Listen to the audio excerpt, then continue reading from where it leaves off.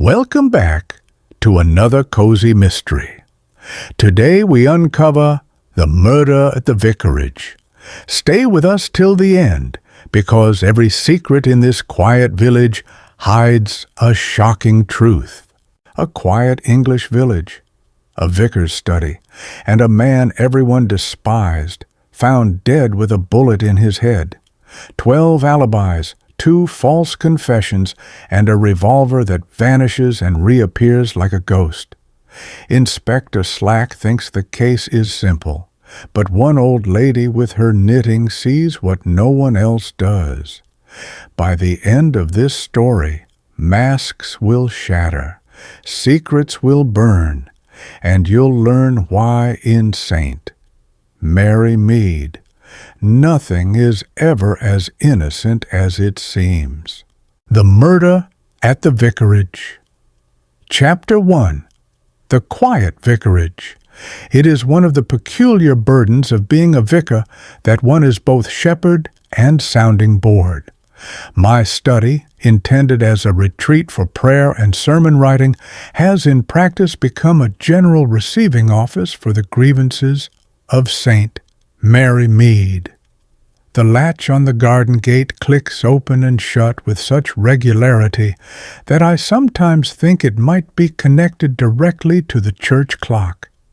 That Monday morning began like so many others, a tepid cup of tea cooling beside a stack of parish papers, my pen hovering uselessly above a blank page, and a half-formed sermon about patience and charity that stubbornly resisted refinement. Through the open window came the faint perfume of roses from the vicarage garden, mixed with the sharper scent of ink and candle wax. Peaceful enough until the front gate snapped open and the unmistakable crunch of Mrs. Price Ridley's boots on gravel announced the end of my quiet. She entered, as she always did, without hesitation, hat-brim trembling with indignation. "Good morning, Vicar," she declared, though her tone implied quite the opposite. "I must speak with you at once. Something must be done about Mrs. Lestrange." Before I could muster a reply, she forged ahead. "That woman is a menace, wandering about at all hours, refusing proper introductions, and I assure you she has the most suspicious look about her. No one knows where she comes from, and such secrecy is unchristian. Don't you agree?" I murmured something about Christian tolerance, but Mrs. Price Ridley was impervious to sermons shorter than 30 minutes. She catalogued every imagined offense of poor Mrs. Lestrange until my mind wandered to the verse I had been attempting earlier: peace and goodwill toward men. The irony was not lost on me. Her departure was swiftly followed by the arrival of Mrs. Archer, pale and timid, her worries about her husband's drinking spilling into my study like unwelcome rain. Hardly had I offered her words of comfort when Mr.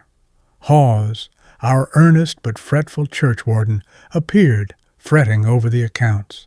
And so the morning disappeared in a whirl of sighs, complaints, and admonitions. Such is the rhythm of St. Mary Mead. Beneath the thatched roofs and climbing roses runs an undercurrent of gossip, a ceaseless tide of talk that carries every secret, magnified and distorted, from one end of the village to the other. By the time I had seen off my third visitor before noon, I confess I felt rather like the clerk of a public complaint office than a man of God. I gathered my notes together, intending at last to rescue a paragraph of my sermon, when my eye fell upon the garden hedge. Beyond the roses, framed by a tumble of hollyhocks, sat Miss Jane Marple. From her chair by the little gate of her cottage she had a perfect view of the vicarage garden, and, if she wished it, the study window where I now stood. She wore her straw hat, frayed at the edges, and had a ball of pale blue wool on her lap, her needles clicking gently as though they had been fashioned by a clockmaker. To a stranger, she might appear no more than a kindly spinster of advancing years, occupied with her knitting and the orderly growth of her flowers. Her hands moved with the steady patience of someone who had long since ceased to rush. Her eyes, however, were another matter. Clear, bright, blue as forget-me-nots, they flicked from passer-by to passer-by with unerring sharpness, missing nothing. I have often thought that the village considers Miss Marple a gentle relic, while in truth she is more akin to a microscope. She sees what others cannot, and magnifies it until it becomes plain, and what she sees most clearly is human nature, its weaknesses, its vanities, its cruelties. "Good morning, Vicar," she called pleasantly across the hedge, raising her needles in a small salute. "A busy morning already, I see. 3 visitors before luncheon, Saint. Mary Mead will have nothing left to complain of by tea-time." I smiled, though I knew better than to underestimate the weight of her jest. "Indeed, Miss Marple, though I expect fresh supply will arrive promptly by tomorrow." She chuckled softly. "One never need worry about that, not while human nature remains what it is." Then, almost idly, she added, "You looked troubled when Colonel Protheroe left yesterday evening. He has a way of troubling people, don't you think?" I started, for I had not mentioned Colonel Protheroe. "You observed him then?" "Why, yes. One could hardly fail to. He spoke so loudly, I dare say, the roses blushed. A most trying man, so sure that the world exists for his convenience." She bent her head to her knitting as though the matter were of no importance. "Mark my words, Vicar, a man who makes enemies so freely will one day meet a bad end. It is almost mathematical." The remark unsettled me, though I could not say why. Colonel Protheroe was indeed a difficult man, harsh in judgment, impatient with everyone, including me. Yet there was something chilling in Miss Marple's calm certainty, as if she had already measured out the man's fate with her knitting needles. At that moment the church clock struck 12. Miss Marple gathered her work, gave me a polite nod, and disappeared into her cottage. I returned to my desk, the words "a bad end" echoing faintly in my ears. I might have dismissed them as idle village prophecy, had not events soon proved them terrifyingly accurate. It was just after tea, the sun slanting low across the churchyard, when my study door rattled with a peremptory knock. Before I could respond, the door swung wide, and in marched Colonel Protheroe, master of Old Hall, and, by his own account, master of everyone within a 5-mile radius. He was a man who filled any room he entered, not merely with his bulk, but with his manner. Tall, broad-shouldered, bristling with authority, his ruddy face seemed perpetually set in a scowl. His mustache bristled in harmony with his temper, and his walking stick rapped sharply against the floorboards as if scolding them into obedience. "Afternoon, Clement," he barked, declining the chair I offered until he had first inspected it with the air of a drill sergeant. "We must go over those church accounts. Quite irregularities, I'm sure of it. Hawes hasn't the least idea how to manage figures. Useless fellow." I bit back the instinctive protest. Poor mister. Hawes is painstaking if nothing else, and fetched the ledgers. For the next half-hour the colonel leafed through them with brusque impatience, grunting, snorting, and occasionally stabbing his finger at a column of numbers as though he might bayonet the error into submission. "Waste! Absolute waste," he thundered. "Look here, new hymn books. What was wrong with the old ones? And that roof repair, highway robbery. I told Hawes to get another estimate. Man's a fool, Clement, a complete fool." I murmured that the roof had been in danger of collapse, but he brushed it aside. Excuses. That's all one hears in this village, excuses. You're too soft with them, Clement. Entire parish needs a firm hand. Mark my words, it's going to the dogs. By the time he slammed the ledger shut, my patience was frayed to threads. I reminded myself of the sermon I had been preparing: charity, tolerance, goodwill. A bitter jest, for Colonel Protheroe inspired none of these virtues in me. He stood, planting his stick firmly. "I'll speak to Hawes myself. And to Archer, too. Fellow spends too much time at the inn. I won't have shirkers on parish duty. And Clement, if you want my advice, which you do, you'll cut your sermon shorter this Sunday. People don't come for lectures, they want discipline."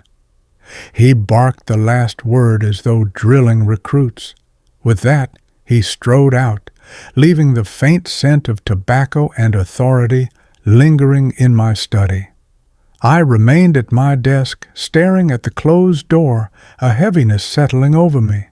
It is an unchristian thought, but I could not help it. I disliked Colonel Protheroe heartily.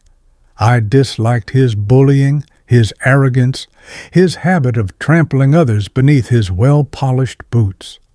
Later, as he passed through the garden, I glimpsed him exchanging a curt nod with Miss Marple, who was clipping roses at her gate. Her expression, I fancied, was one of quiet amusement, as though she saw through the colonel's bluster to the man beneath. She looked up, caught my eye, and gave the faintest shake of her head, a gesture that seemed to say, "There goes trouble on two legs." I thought again of her words from the morning. A man who makes enemies so freely will one day meet a bad end. The words lingered, chilling despite the warmth of the summer air. For a long while after Colonel Protheroe's departure, I sat at my desk, staring at the ledgers he had mauled with his blunt fingers. The evening sun streamed across the paper, turning the ink to glistening black veins, but my mind was far from accounts. His voice still echoed in the room, booming, authoritative, dismissive. It is an unkind admission for a man of the cloth, but I confess the colonel's presence always left me soured. He had a talent for pressing upon one's patience until it cracked, a relentless hammering that no sermon on charity could soften. If ever a man were destined to provoke quarrels, it was he. I stepped out into the garden, grateful for air. The roses glowed crimson in the fading light. Bees hummed lazily among the lavender. Across the hedge, Miss Marple was once more at her knitting, her needles flashing like tiny silver swords. She looked up as I passed and offered her customary smile, sweet and mild, though her eyes remained sharply attentive. "You have had the colonel in your study," she observed. I sighed. "Yes, and I fear he left me in no better temper than he found me." She tilted her head, her needles never pausing. "A difficult man. He thrives on making difficulties for others. It is a dangerous habit. People store such resentments like bees storing honey. One day the hive bursts. I gave a polite laugh, though inwardly I shivered. There was a weight behind her gentle tone, a certainty that made her words seem less prophecy than inevitability. As twilight deepened, the village settled into its evening rhythm, the clatter of pans from kitchens, the muffled laughter of children at play, the faint toll of the church bell drifting on the breeze. Outwardly, all was tranquil, yet I felt a disquiet beneath the surface, as though the very air were charged with some unseen storm. I returned indoors, intending to salvage what remained of my sermon, but my pen moved sluggishly, the phrases stilted, hollow. Again and again Miss Marple's quiet words intruded. A man who makes enemies so freely will one day meet a bad end. How true they sounded. Already, within the parish, I could count half a dozen who bore the colonel ill will, old Archer resenting his lectures, poor Hawes quailing under his criticism, Mrs. Price Ridley incensed at some slight. And these were but the obvious ones. In truth, I suspected nearly every soul in Saint. Mary Mead would breathe easier were Colonel Protheroe removed from their path. It was a thought unbecoming of a vicar, yet one I could not dispel. For all his bluster, the colonel seemed less a pillar of the community than a weight dragging it down. I set aside my pen, extinguished the lamp, and prepared for bed. The house grew still around me, shadows lengthening across the walls. Somewhere beyond a garden hedge, Miss Marple's cottage window glowed faintly, a single square of light in the dark. I wondered if she sat there still, knitting, her mind turning as steadily as her needles, seeing already the threads of a pattern the rest of us ignored. And as I drifted into uneasy sleep, one thought lingered above all. If ever there were a man in Saint, Mary Mead destined to be murdered, it was surely Colonel Protheroe. Chapter 2. At the Vicarage. The vicarage, for all its draughts and creaking floors, has one redeeming charm. My wife, Griselda. She is 25 years my junior, possessed of a quick tongue, quicker laughter, and a habit of saying precisely what she thinks, whether or not it is suitable for the wife of a clergyman. Many of my parishioners believe she married me out of misplaced pity. Others are convinced she must be bored to tears. Yet somehow her very presence brings a curious vitality to this old house, and I find myself both exasperated and delighted in equal measure. That morning, after my encounters with the village gossips and with Colonel Protheroe himself, I found her in the drawing-room, sprawled in a chair with a novel balanced precariously on her knees. A shaft of sunlight caught her fair hair, and she looked up at me with a mischievous smile. "Well, Len," she said cheerfully, "you look as though you've swallowed a wasp." "Who has been here? Don't tell me." Mrs. Price Ridley with her usual list of sins, and the colonel with his usual list of complaints. I sighed. "Your powers of deduction, Griselda, would rival even Holmes himself." "Yes, both came, and I am left with the strong impression that peace and goodwill have quite vanished from Saint." Mary Mead. "Peace and goodwill are frightfully dull," she replied. "If people behaved well, there'd be nothing to talk about at all. Imagine the Women's Institute with nothing to gossip over. It would collapse in ruins." She laughed, and I could not help smiling, though her lightness often jarred with my earnest sense of duty. That, perhaps, is marriage, one half weighted with solemnity, the other dancing on air. We were interrupted by a loud knock at the door, and a moment later Dennis, my young nephew and ward, came bounding in. He is a lively lad, far too fond of cricket and mischief, and destined, I fear, to drive me to distraction.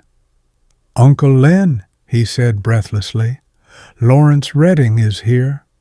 "He's in the garden, says he wants to paint something." Griselda raised an eyebrow. "Lawrence is always painting something, usually women." Sure enough, When I looked out, there was Lawrence Redding, tall, handsome, with dark hair that fell carelessly across his brow, setting up his easel by the old elm. He waved cheerfully when he caught sight of us, his eyes lingering a shade longer on Griselda than was polite. He had the intense look of youth, the kind that burns too brightly and too briefly. "I've had a vision," he declared when I went out to greet him. "The light across the church tower at this hour. It's magnificent. I must capture it before it changes." And so, with the fervor of the artist, he set to work, his brush dancing across the canvas, while Dennis hovered about like an eager apprentice. I returned inside, but I could not quite shake a faint unease. Lawrence's charm was undeniable, but so too was the recklessness in his eyes. A man like that makes mistakes, not of paint, but of passion. It was Griselda who broke my reverie. "He's attractive, isn't he?" she said, carelessly turning a page of her book. "No wonder half the village girls lose their heads over him. He'll break someone's heart one day, or get into trouble. Probably both." Her words, though lightly spoken, carried an echo of Miss Marple's earlier prophecy about Colonel Protheroe. I could not help wondering how many quiet tragedies might be brewing beneath the calm surface of our little parish.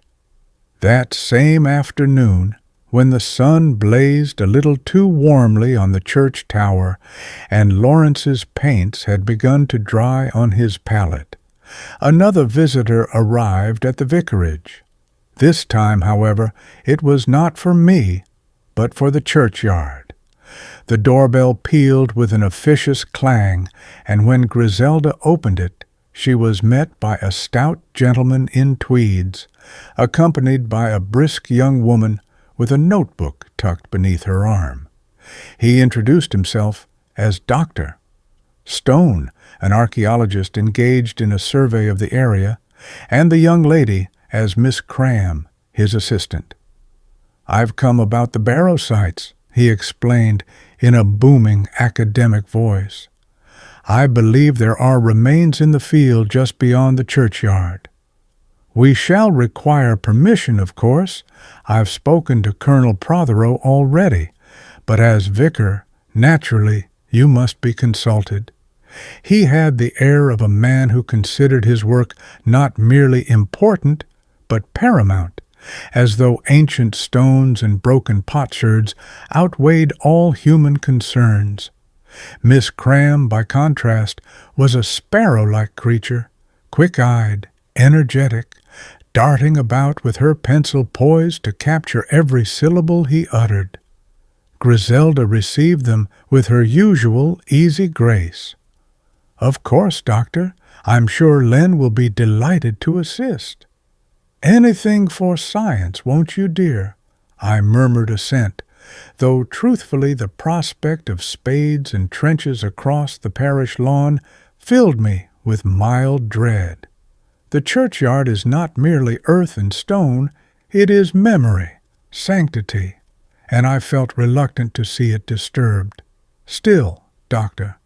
Stone's enthusiasm was infectious, and Miss Cram's cheerful chatter about ancient Britons and Saxon relics swept away my objections. As they departed to make a preliminary inspection of the site, Lawrence glanced after them with amusement. "They'll dig up nothing but broken flower pots and perhaps a rusty hinge. Still, the colonel will puff himself up about it, no doubt."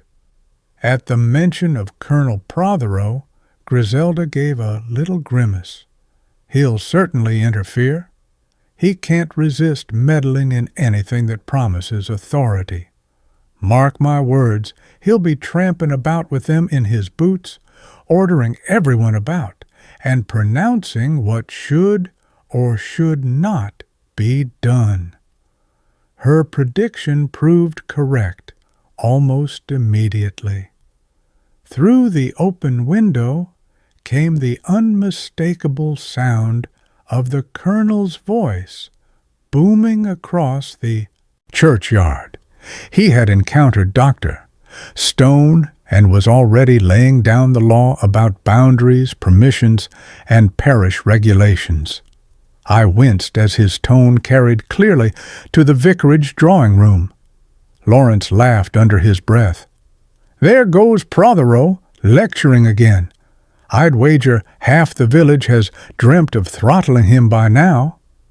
Griselda, never one to soften her opinions, said lightly, "If anyone ever did murder the Colonel, I shouldn't be in the least surprised. In fact, I imagine there would be quite a queue of willing candidates. I was shocked, though she spoke with such careless humor that it seemed almost a jest. Still, I felt the weight of the words, as though fate itself had paused to take note. Dennis, who had been listening with wide-eyed attention, burst out, "If he were killed, it would be like one of those detective stories, wouldn't it? A dead body in the study, everyone a suspect." "Dennis," I interrupted sharply, though inwardly I could not banish the disturbing thought. Between Miss Marple's morning prophecy, Griselda's careless jest, and now my nephew's morbid imagination, it seemed the Colonel's death was already written in invisible ink across the village. That evening, when the archaeologists returned to report their progress and Lawrence packed away his brushes, I walked alone in the garden. The sky burned with crimson streaks, the roses glowed like drops of blood, and across the hedge I saw Miss Marple once again, needles clicking steadily. She lifted her head as if sensing my gaze and gave me a small nod, her eyes glinting with something between amusement and inevitability. And for the first time I felt an uneasy certainty settle within me. Saint Mary Mead, with its gossip and roses, was not nearly as innocent as it appeared. The following day brought with it the usual rhythm of parish duties, letters to answer, a funeral to arrange, and an afternoon call upon Mrs. Lestrange, who remained as elusive and enigmatic as ever. Yet even in the midst of these obligations, Colonel Protheroe loomed in my thoughts like a thundercloud. His voice seemed to echo across every errand. His authority imposed upon every corner of the village. It was later that week, when I was returning from the schoolhouse, that I encountered Anne Protheroe in the lane. She is a striking woman, graceful, composed, with eyes that hold both warmth and sadness. She greeted me politely, but there was a weariness about her, as though the effort of carrying herself in the Colonel's shadow had drained her spirit. "Good afternoon, Vicar," she said softly. "I was hoping to speak with you about the charity bazaar. The Colonel insists on supervising the arrangements, though I fear it will become less about charity and more about his authority." There was a note of quiet defiance in her voice, quickly masked by a smile. She was too careful to speak openly, but I sensed the strain of her life at Old's Hall. As we talked, a young girl came hurrying up the path, her hair a fiery tangle, her movements abrupt. Lettice Protheroe, the Colonel's daughter. She offered me a perfunctory greeting, her eyes restless, darting here and there as though searching for escape. "I'm going to the village," she announced to her stepmother, barely disguising her impatience. "Father is insufferable this afternoon. If I have to listen to one more of his lectures, I shall scream." Anne Protheroe gave her a warning glance, but Lettuce tossed her head and stalked away, leaving behind a faint perfume of wildflowers and rebellion. I was left with the impression of a household under siege, not from external enemies, but from within. A domineering patriarch, a weary wife, and a restless daughter, each at odds with the other. It did not take Miss Marple's keen eyes to see that beneath the roof of Old Hall simmered a stew of discontent. That evening, Griselda, Lawrence Redding, and I dined together at the vicarage. Lawrence, animated as always, spoke at length about his art, his voice rising and falling with dramatic intensity. Yet more than once I caught his gaze straying toward the Colonel's house across the hedgerows. "He is unbearable, you know," Lawrence said suddenly, setting down his glass with a thump. "Protheroe struts about as though he owns not only Old Hall, but the village, the church, even the air we breathe. A tyrant in tweeds, that's what he is." "Lawrence," I said with a frown, "such words are ill-advised." But Griselda only laughed. "Everyone thinks the same, Len. Lawrence is merely honest enough to say it aloud. The Colonel is universally disliked. If you took a poll tomorrow, I dare say 9 out of 10 would cheerfully see him done away with." I was horrified at her levity. "Griselda, really?" But she shrugged, unrepentant. "You must admit it's true. He makes enemies by the dozen. It's practically a hobby." Later, when the lamps were dimmed and the house grew quiet, I stood once more at my window.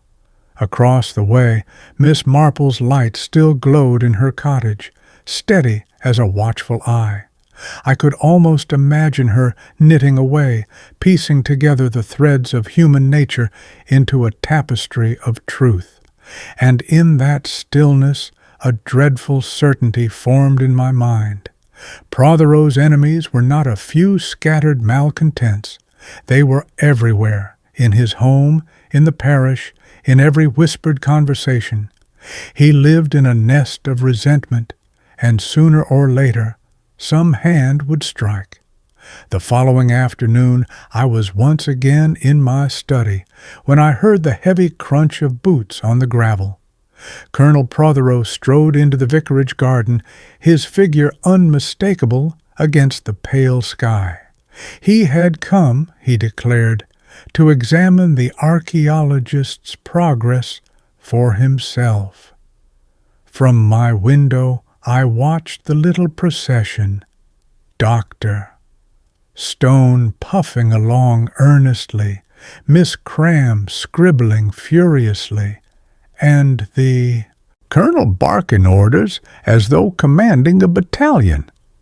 Lawrence, who had lingered in the churchyard with his sketchbook, muttered a curse under his breath and turned away, his face dark with contempt. When at last the Colonel approached the vicarage door, he entered with the same brusque manner as before. "Clement," he said sharply, "there are irregularities in your accounts.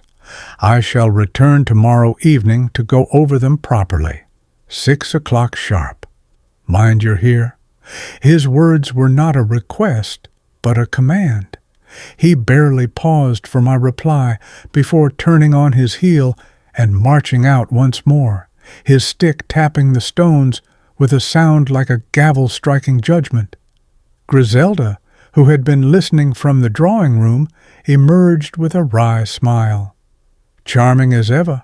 Really, Len, if someone did shoot the Colonel, you would have no shortage of suspects." "Griselda," I protested, though without conviction. The jest was growing stale, repeated too often, and each time it seemed less humorous and more prophetic. That evening, as the sun dipped low and the shadows lengthened across the vicarage garden, I walked alone among the roses. The air was thick with the scent of honeysuckle, yet beneath it lay a tension I could not name. From Old Hall drifted the sound of raised voices, Lettuce's shrill protest, the Colonel's thunderous reply, Anne's quieter tones attempting to soothe. Even in his own house, peace fled before him. Across the hedge, I caught sight of Miss Marple once more, her needles flashing rhythmically. She looked up at me with that same calm, bird-like expression, the faintest smile curving her lips. "A storm is coming, Vicar," she said softly. "Not of weather, but of people. I can feel it." I managed to laugh, though it sounded hollow to my own ears. "You're too fond of your prophecies, Miss Marple." "Not prophecies," she corrected gently. "Patterns. One sees them if one looks long enough, and in this village there are patterns everywhere." Her words lingered with me as darkness fell. Later, as I prepared my sermon once more, I wrote the line, "Vengeance is mine, saith the Lord." My pen hesitated on the page. In the silence of the vicarage, broken only by the ticking of the clock, I thought again of Colonel Protheroe's booming voice, his endless complaints, his threats to return on the morrow. And though I am a man of faith, I could not help but think, perhaps vengeance would not wait for heaven. Perhaps it was already gathering, quietly, here in St. Mary Mead. Chapter 3. The Discovery. The following day dawned deceptively peaceful. The village awoke to the sound of sparrows in the hedgerows and the distant toll of the church bell. Housewives opened their windows, children ran noisily down the lane, and the summer air carried the scent of hay from the fields. St. Mary Mead seemed, to all appearances, the picture of tranquility. Yet in my study at the vicarage, unease clung to me like a shadow. Colonel Protheroe's words from the previous evening, 6 o'clock sharp, mind you're here, still rang in my ears. I had spent a restless night imagining that booming voice echoing through the quiet house. Griselda, by contrast, treated the whole affair lightly. Over breakfast, she teased me mercilessly. "Really, Len, you look as though you're expecting a firing squad." "It's only the Colonel. He'll shout about hymn books and parish accounts, and then he'll stomp off to terrorize someone else. You take him far too seriously." I attempted a smile, but my appetite deserted me. Even young Dennis, usually irrepressible, seemed subdued. He muttered something about hoping the Colonel would lose his way, and hurried off before I could reprimand him. The day passed in a haze of small duties. I visited a parishioner ill with rheumatism, met briefly with Dr. Stone about his excavations, and walked through the churchyard to inspect a loose stone in the wall. Each task I performed with a curious sense of inevitability, as though I were merely marking time until the appointed hour. By late afternoon the house grew hushed. The golden light of evening slanted across the study, painting the ledgers in long shadows. At 5 minutes to 6 I sat at my desk with the account spread before me, waiting for the Colonel's heavy tread on the gravel. But it did not come. Instead, a strange stillness settled over the vicarage. The clock ticked loudly, the bees droned outside, and the roses hung heavy in the air. At last, impatient, I rose and stepped into the garden.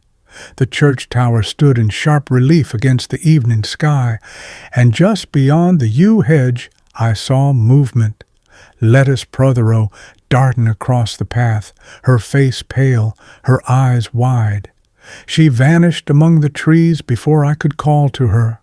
I frowned, unsettled, and turned back toward the church. It was then I saw the door of the vestry slightly ajar. A curious thing, for it was seldom left open. Drawn by a sudden unease, I pushed it wide and stepped inside. The room was cool and dim, smelling of old wood and candle wax, and there, slumped across the writing desk, was the body of Colonel Protheroe. His head lolled unnaturally, his broad shoulders hunched, his hand still clutching a crumpled sheet of paper. A dark stain spread across the desk, seeping slowly into the wood. For a moment, I could not move. The silence roared in my ears, broken only by the faint buzzing of a trapped fly against the window. Then the truth struck me with the force of a blow. Colonel Protheroe was dead, murdered, here in the vicar's own vestry. My first thought was shameful, a flash of relief, as though a weight had been lifted from the parish. But horror followed swiftly. Whoever had committed this deed had done so under my very roof. I staggered back into the garden, my voice hoarse. "Griselda! Dennis! Send for Dr. Haydock, quickly! And the police! Fetch Inspector Slack at once!" The quiet village afternoon had been shattered. The prophecy Miss Marple had spoken only days before had come true. Colonel Protheroe had indeed met his bad end. Within 10 minutes of my frantic call, the quiet vicarage grounds were transformed into a scene of grim commotion. Dr. Haydock, his black bag swinging from his hand, arrived first, summoned from a nearby house where he had been attending a patient. He was a brisk man, practical and unsentimental, with eyes that missed little. He bent over the colonel's body in the vestry, his brow furrowing. "Shot clean through the head," he muttered. "Death would have been instantaneous. The angle suggests the bullet entered from behind and above. Whoever did this stood very close. Time of death? I should say within the last hour, perhaps less." I shivered. The clock had not yet struck 6. The colonel must have walked into the vestry expecting to meet me, and met death instead. Even as I tried to comprehend it, a second figure appeared at the door, Inspector Slack, summoned by one of the maids who had dashed breathlessly into the village. Slack was a stocky man with a thick neck, quick eyes, and a manner that managed to combine efficiency with a faint air of self-importance. "Well, well," he said briskly, surveying the scene. "So it's murder, is it? In the vicarage vestry, no less. Not what one expects in a sleepy village." His tone suggested mild satisfaction, as though fate had provided him with a puzzle to show off his abilities. He questioned me rapidly, his pencil scratching across a notebook. I recounted the colonel's visit the previous evening, his command to meet at 6, my waiting in the study, and my discovery of the body. Slack grunted, tapping his pencil against his teeth. Plenty of people would like to see the back of Colonel Protheroe. That much is no secret. Question is, which of them had the pluck to do it? And here of all places, your vestry vicar? Damned impudent. The news spread like fire on dry grass. Within half an hour, villagers began to appear in little knots at the gate, whispering, pointing, craning for a glimpse. I saw Mrs. Price Ridley, her eyes bright with a mixture of horror and satisfaction. Beside her, young Dennis whispered excitedly to a group of schoolboys until Griselda shooed him away. And then, quietly, almost unobtrusively, Miss Marple arrived. She slipped through the gate as though merely taking an evening stroll, her knitting bag on her arm. Her expression was mild, almost sympathetic, but her eyes were as sharp as ever. "A dreadful business, Vicar," she said softly, "but not unexpected." Miss Marple, I whispered, aghast. You cannot mean— She shook her head gently. No, no. Not that I foresaw this exact event. Only, when a man makes enemies everywhere, one must expect consequences. Human nature, you know.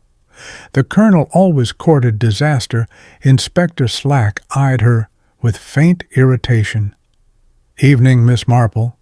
I suppose you'll have a theory or two ready for us before the night is out. She smiled sweetly. Oh, no, Inspector. I merely notice things, that's all.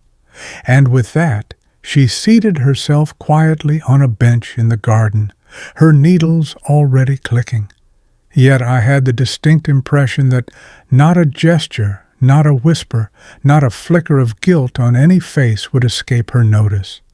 The vestry, once a place of quiet reflection, was now a theater of death. Policemen tramped in and out, voices rose and fell, and over it all hung the heavy scent of candle wax and gunpowder. The colonel's prophecy had been fulfilled. He had indeed come to a bad end. Inspector Slack wasted no time in asserting his authority. He planted himself in the center of the vestry, notebook open, pencil poised like a weapon. Now then, he said briskly, let's have it clear. Who saw the colonel last, and when? We'll start with you, Vicar. I explained again that I had been in my study awaiting the colonel's arrival at 6 o'clock, that I had grown restless and gone into the garden, and that it was then I discovered him here, already dead. Slack grunted. So you never actually saw him arrive at the vestry? No, I admitted, but he must have entered by the side door. It is often left unlatched during the day, Slack scribbled furiously. Very well. And who else was about? Before I could answer, the door opened and Anne Protheroe entered. She moved slowly, her face pale but composed, her hands tightly clasped before her. Behind her trailed Lettuce, whose defiance of yesterday had vanished, replaced by a strained, almost frightened expression. Anne's eyes went at once to the colonel's body. For a moment she swayed, then steadied herself with visible effort. So it has happened, she said quietly. I knew it would, sooner or later. Slack looked up sharply. You expected your husband to be murdered, Mrs. Protheroe? Her lips trembled, but her voice remained calm. He was not a man who inspired love. He made enemies, many enemies. He never saw it, of course. He thought himself invulnerable. Lettuce, standing behind her, gave a short, bitter laugh. He bullied everyone. He made life unbearable. I can't pretend to be sorry. She clapped a hand over her mouth as though the words had escaped unbidden. Slack's pencil scratched eagerly. So the colonel's own family admit he was hated. Interesting? Very interesting, protested at his tone, but he waved me off. Facts are facts, Vicar. The man's death may have come as a relief to half this parish. My job is to find which half had the nerve to act on it. He turned to Anne. Where were you at the time, madam? In the garden at Old Hall, she replied steadily. I was arranging flowers. My maid can confirm it. And you, Miss Protheroe? Lettuce hesitated, then said, I went for a walk. Toward the woods. Alone? Yes. Alone. Slack's eyes narrowed. And you saw no one? No one, she said firmly, though her hands twisted together nervously. I could feel the tension crackle in the air like a storm gathering. Behind them, at the doorway, Miss Marple sat knitting serenely on her bench, her needles flashing in the dim light. She said nothing, but her eyes followed every gesture, every flicker of expression, as though she were cataloguing the truth stitch by stitch. Slack closed his notebook with a snap. Very well. We have 2 statements, but mark my words, Mrs. Protheroe, Miss Protheroe, if either of you knows more than you've told, it will come out soon enough. Murder cannot be hidden. It leaves traces everywhere. Anne bowed her head, silent. Lettice turned abruptly, her face flushed, and fled from the room. I looked at Miss Marple, hoping for some reassurance, but she only pursed her lips and murmured, "Yes, Inspector is quite right. Murder leaves traces, but one must know where to look." Her needles clicked faster, and the sound seemed to echo the ticking of the clock, steady, inexorable, marking the moment when St. Mary Mead ceased to be a sleepy village and became instead the scene of a crime. The churchyard, usually so still at that hour, had become a restless hive. Villagers stood in knots by the gate, whispering urgently, their faces pale in the fading light. Some craned their necks for a glimpse of the vestry door. Others shook their heads in solemn disapproval, though I suspected not all were mourning. Colonel Protheroe had left behind few tears in St. Mary Mead. I caught fragments of their voices as I passed. "Shot," they say, "shot through the head." In the vicar's own vestry, no less. Shocking. Well, he had it coming, if you ask me. He was never a kind man. The words chilled me. To speak so lightly of death, even of a man disliked, seemed a dreadful sin. Yet I could not deny that the sentiment echoed in my own heart. Inside, Inspector Slack busied himself with his men, sending constables to fetch statements, to search the grounds, to bar entry to the curious. He spoke in brisk, clipped tones, relishing the gravity of the occasion. "Mark my words, Vicar, this was no stranger's doing. The killer is one of us, someone who knew the colonel's habits, who knew he was to meet you here at 6. That narrows it considerably," I swallowed. "But surely—" He cut me short with a wave of his pencil. "No, you's shirking it, sir. We'll comb every alibi, every movement. By tomorrow we'll have a list as long as your arm, and I'll warrant we'll find our man or woman among them." At that moment, Mrs. Price Ridley pushed her way through the doorway, her feathers quivering with excitement. "Inspector, you must know, I saw Miss Protheroe in the lane not half an hour ago. She was quite out of breath, looking most agitated. Make of that what you will." Slack's eyes gleamed. "Very helpful, madam." "Very helpful indeed." He noted it down with relish. From her bench near the hedge, Miss Marple gave a soft cluck of disapproval. "So quick to speak, Mrs. Price Ridley," she murmured, her needles clicking. "It is always dangerous to draw conclusions too soon." Slack snorted. "Leave the conclusions to me, Miss Marple." But she only smiled sweetly, the kind of smile that concealed more than it revealed.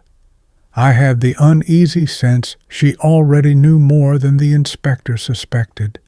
The colonel's body was at last removed under a heavy sheet, borne past the villagers who crossed themselves and whispered anew. The vestry was sealed, the door locked, the constable stationed outside. Night crept over the village, bringing with it a hush more oppressive than any noise. Griselda touched my arm as we returned to the house. Her usual cheer was dimmed, though her voice retained its wry edge. "Well, Len, you wanted something to rouse the parish. You've got it now. A murder in the vestry. It will keep them talking for years." I could not reply. My mind was too full of shadows. Anne Protheroe's calm words, Lettice's bitter outburst, Lawrence's contempt, the villagers' whispered relief, and above them all, Miss Marple's serene figure, knitting steadily, as though murder were but another pattern to be unraveled with patient stitches. As I lay awake that night, the village settled into uneasy silence. I knew only one thing for certain: the peace of Saint. Mary Mead had been shattered, and nothing would ever be quite the same again. Chapter 4. First Impressions. The morning after the murder dawned strangely bright. The sun rose over Saint. Mary Mead as though nothing had changed, casting golden light across thatched roofs and dew-dappled hedges. Birds sang, children chattered in the lane, milk carts rattled cheerfully past. It might have been any other morning in the village, and yet, beneath the surface, the air was thick with whispers, speculation, fear. The colonel's death had spread like wildfire. By breakfast time, every kitchen and scullery hummed with rumor. Who had done it? Was it a thief? A jealous husband? A wronged villager? Some swore they had heard the shot. Others insisted they had seen a shadow slip through the churchyard. At the vicarage, Griselda poured my tea with an odd brightness in her eyes. "Well, Len, you must admit life has become infinitely more interesting. The parish will talk of nothing else for months. Poor Protheroe. Well, perhaps not poor. He was universally detested. Still, murder at the vicarage, it will be your claim to fame," I groaned. "Griselda, please. This is a tragedy, not entertainment." She tilted her head, unconvinced. "You'll see. It will end with someone completely unexpected." These things always do.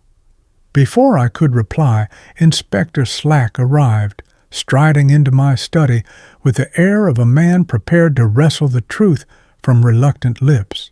He carried under his arm a thick notebook already crammed with scrawled statements. "Good morning, Vicar." "Mrs. Clement," he said briskly, "I trust you slept little." "Neither did I. Murder cases don't wait for rest. Now then, we've made a start. Several witnesses to question, alibis to examine. I'll want your assistance, naturally."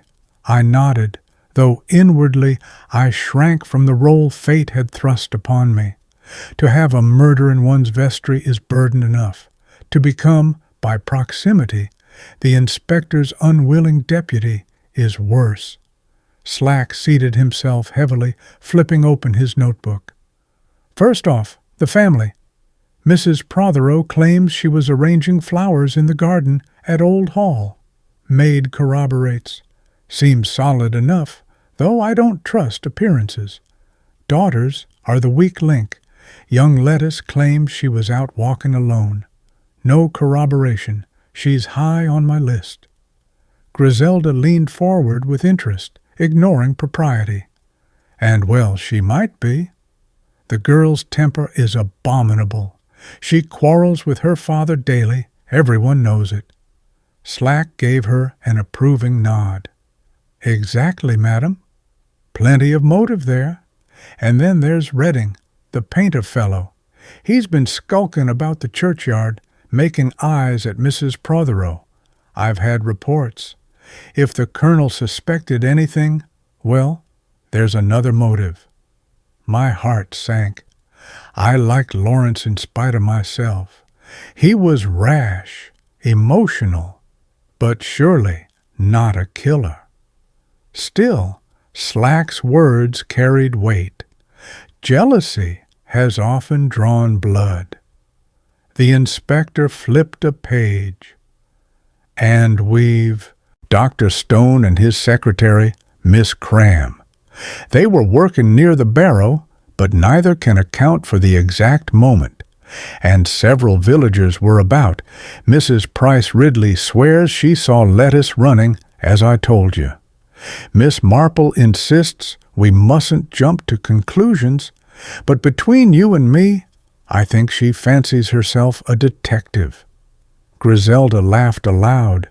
"Oh, you underestimate her, Inspector. Miss Marple knows more about human wickedness than you'll ever find in your notebooks." Slack bristled. "We'll see about that. I prefer evidence to old ladies' gossip." At that moment, as if conjured by the mention of her name, Miss Marple appeared in the garden beyond the window, bending over her roses. She straightened, caught our eyes, and gave a small, knowing nod. It was then I realized that while Inspector Slack blustered and scribbled, Miss Marple was already watching, already piecing together threads invisible to the rest of us. Inspector Slack lost no time in setting up his court. The vicarage drawing-room, with its threadbare armchairs and faded curtains, suddenly resembled a tribunal. One by one, the suspects were brought in, and Slack sat stiffly at the center, his pencil poised like a sword, determined to carve out the truth. The first to arrive was Lawrence Redding. He strode into the room with all the intensity of an artist defending his masterpiece, his dark hair disheveled, his eyes blazing with defiance. He dropped into a chair without waiting to be asked, folded his arms, and glared at the inspector. "Well," he demanded, "what is all this nonsense about me being a suspect?" "Everyone in this village hated Protheroe. If that's enough to make one guilty, you may as well lock us all up together." Slack regarded him coolly. "Temper, mister. Redding doesn't help your case. You were seen in the churchyard yesterday afternoon. You admit it yourself. You had plenty of opportunity to slip into the vestry and do the deed." Lawrence leaned forward, his hands clenched. "And plenty of people had more reason than I did. I admit I disliked the man. He interfered, he bullied, he sneered at my work. But kill him? That's absurd." His eyes flickered then, just for an instant, toward the window that overlooked Old Hall. I caught the glance, and so, I am certain, did Miss Marple, who sat quietly in the corner with her knitting. Slack pounced. "You were fond of Mrs. Protheroe, weren't you? Don't bother denying it. People talk. You visited the vicarage, you hung about the lanes, you painted in the churchyard. All very convenient. And the colonel was no fool. If he suspected you of trifling with his wife, he'd make your life hell." Lawrence's face flushed crimson. "And Protheroe is a lady. She has endured more from that man than you or I could stomach. If I showed her kindness, it was because she deserved it. If you choose to twist that into something sordid, Inspector, that is your own doing.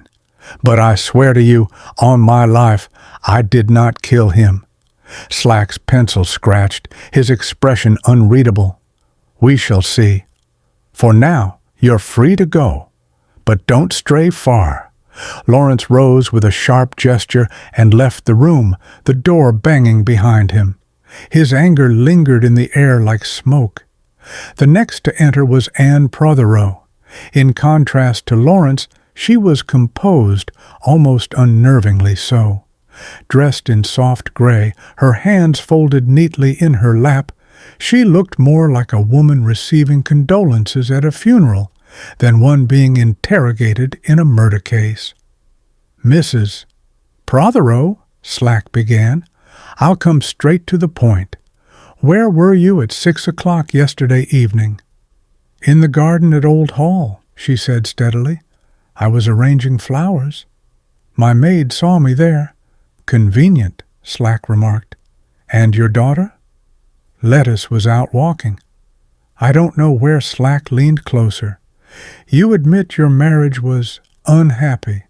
You admit your husband made life difficult. Isn't it possible, madam, that you, or someone close to you, decided to end it once and for all?" Anne's face remained calm, but her voice carried a note of quiet steel.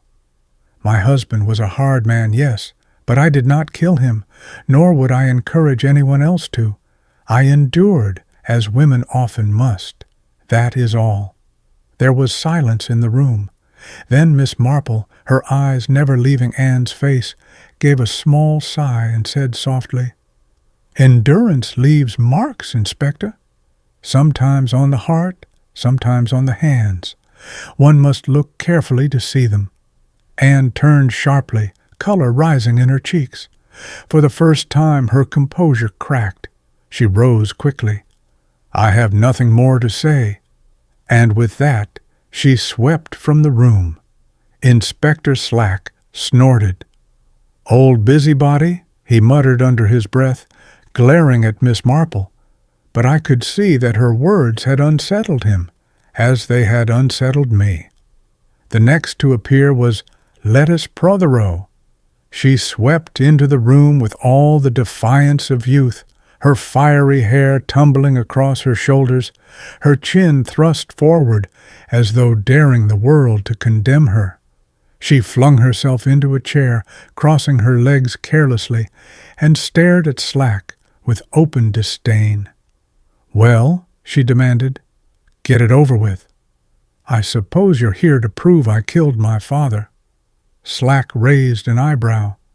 "You admit the possibility rather quickly, miss." Her eyes blazed. "Don't twist my words. Everyone knows I couldn't stand him. He bullied me. He insulted my friends. He treated me like a child. I hated him, yes, but hate doesn't mean murder." Slack's pencil scratched busily. "You claim you went for a walk yesterday evening." "Where, exactly?" "In the woods, toward the quarry." "Alone?" "Yes, alone." "And no one can confirm this?" She tossed her head. "Do you want me to conjure a witness from thin air?" "I walked where I pleased. If that's a crime, then lock me up at once." Her bravado faltered then, and I saw her fingers twisting the edge of her skirt. For all her defiance, she was still little more than a girl, frightened beneath the bluster. Slack leaned forward. "You were seen running near the lane around the time of the murder. Mrs. Price Ridley mentioned it." Lettuce flushed. "I was hurrying home. I didn't want to be late for supper. Is that suspicious, too?" Slack grunted. "Everything is suspicious until proven otherwise." At this, Miss Marple looked up from her knitting. Her voice was mild, but her words cut with quiet precision. "Anger often blazes hot, Inspector, but murder requires something colder. Resolve. I dare say young Lettuce has plenty of temper, but not the sort that plans quietly in the shadows." Lettuce shot her a startled glance, half grateful, half indignant. "Thank you, Miss Marple, though I don't need defending."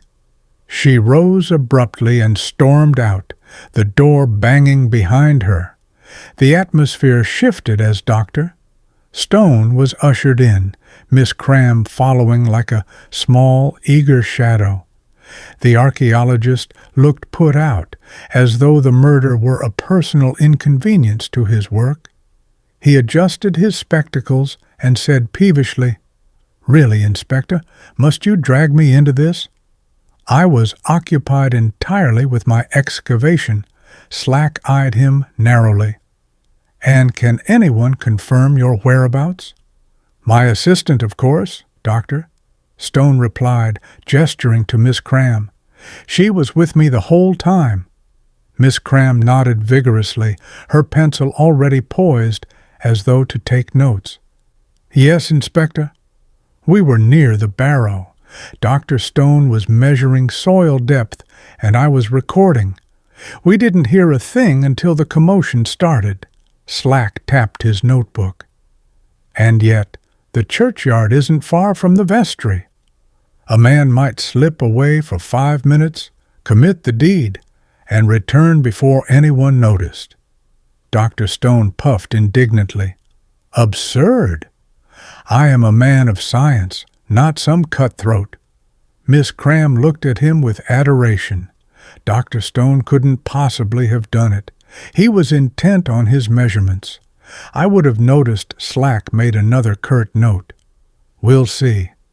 Passion makes liars of us all. Miss Cram. Through it all, Miss Marple's needles clicked steadily. She glanced once at me and murmured, "So many words, Vicar." Yet the truth often lies not in what people say, but in what they forget to say. I felt a chill. She was listening far more deeply than Slack realized. By the time the last witness was questioned, dusk had begun to creep into the vicarage drawing-room. The lamplight threw long shadows across the walls, and Inspector Slack sat hunched over his notebook, muttering as he shuffled through his pages of notes. "Well," he said at last, snapping the book shut with a decisive air, "it comes down to this: 3 clear possibilities. First, the daughter, temperamental, seen running, no alibi worth a fig. Second, the painter, infatuated with the wife, jealous of the colonel, opportunity aplenty. And third, the wife herself, most motive of all, though the maid swears to her alibi. One of the 3, mark my words, Griselda, lounging in her chair with a faintly amused expression, said lightly, 'You make it sound so tidy, Inspector. 3 neat suspects, 3 neat boxes to put them in. Life's rarely as simple as that.' Slack bristled. 'It's always simpler than people think, madam. Human nature doesn't change. You look for motive, means, and opportunity, and you'll find your killer.' Miss Marple's needles clicked gently in the corner. She spoke without looking up. 'Sometimes, Inspector, one must be careful. Motive may not lie where it appears most obvious, and opportunity can be an illusion if one does not account for time properly.' Slack gave a snort. 'Time, eh? We know it was between 5 and 6. That's enough.' But Miss Marple only smiled faintly. 'Clocks can be such unreliable things. People notice them or forget them in the strangest ways.' Her words made me start, though I scarcely understood why. There was something in her tone, quiet, certain, that carried more weight than Slack's bluster. The evening wore on, and the villagers drifted back to their homes, though not without lingering glances and whispered theories. Outside the vicarage, I overheard fragments. "They'll arrest the girl, you'll see." "No, it's the painter. They always turn out wild. Mark my words, it was the wife. Beautiful women are dangerous." The little knots of gossip carried on into the twilight, feeding on themselves like flames on dry tinder. When at last the inspector departed, promising to return with more men in the morning, the house grew still again. Griselda yawned and declared she was off to bed, though I suspected she was more exhilarated than weary. I lingered at the study window, looking out into the darkened garden. Miss Marple's cottage glowed softly across the hedge. I could just make out her silhouette in the lamplight, her head bent over her knitting. I wondered, not for the first time, how much she had already seen, how much she had already deduced. For though Inspector Slack had his neat list of suspects, I had the uncomfortable sense that Miss Marple's list might look very different indeed. And as the church clock struck 9, its solemn notes echoing across the quiet village, I felt certain of one thing only. The truth of Colonel Protheroe's death would not be as simple as Slack believed. Chapter 5. Confessions and Complications. The morning after the first round of interrogations dawned gray and heavy, as though the sky itself carried the weight of suspicion that now hung over St. Mary Mead. The vicarage was unusually silent. Even Griselda's cheerful chatter seemed subdued. Dennis had gone off early, no doubt eager to trade grisly details with the village boys.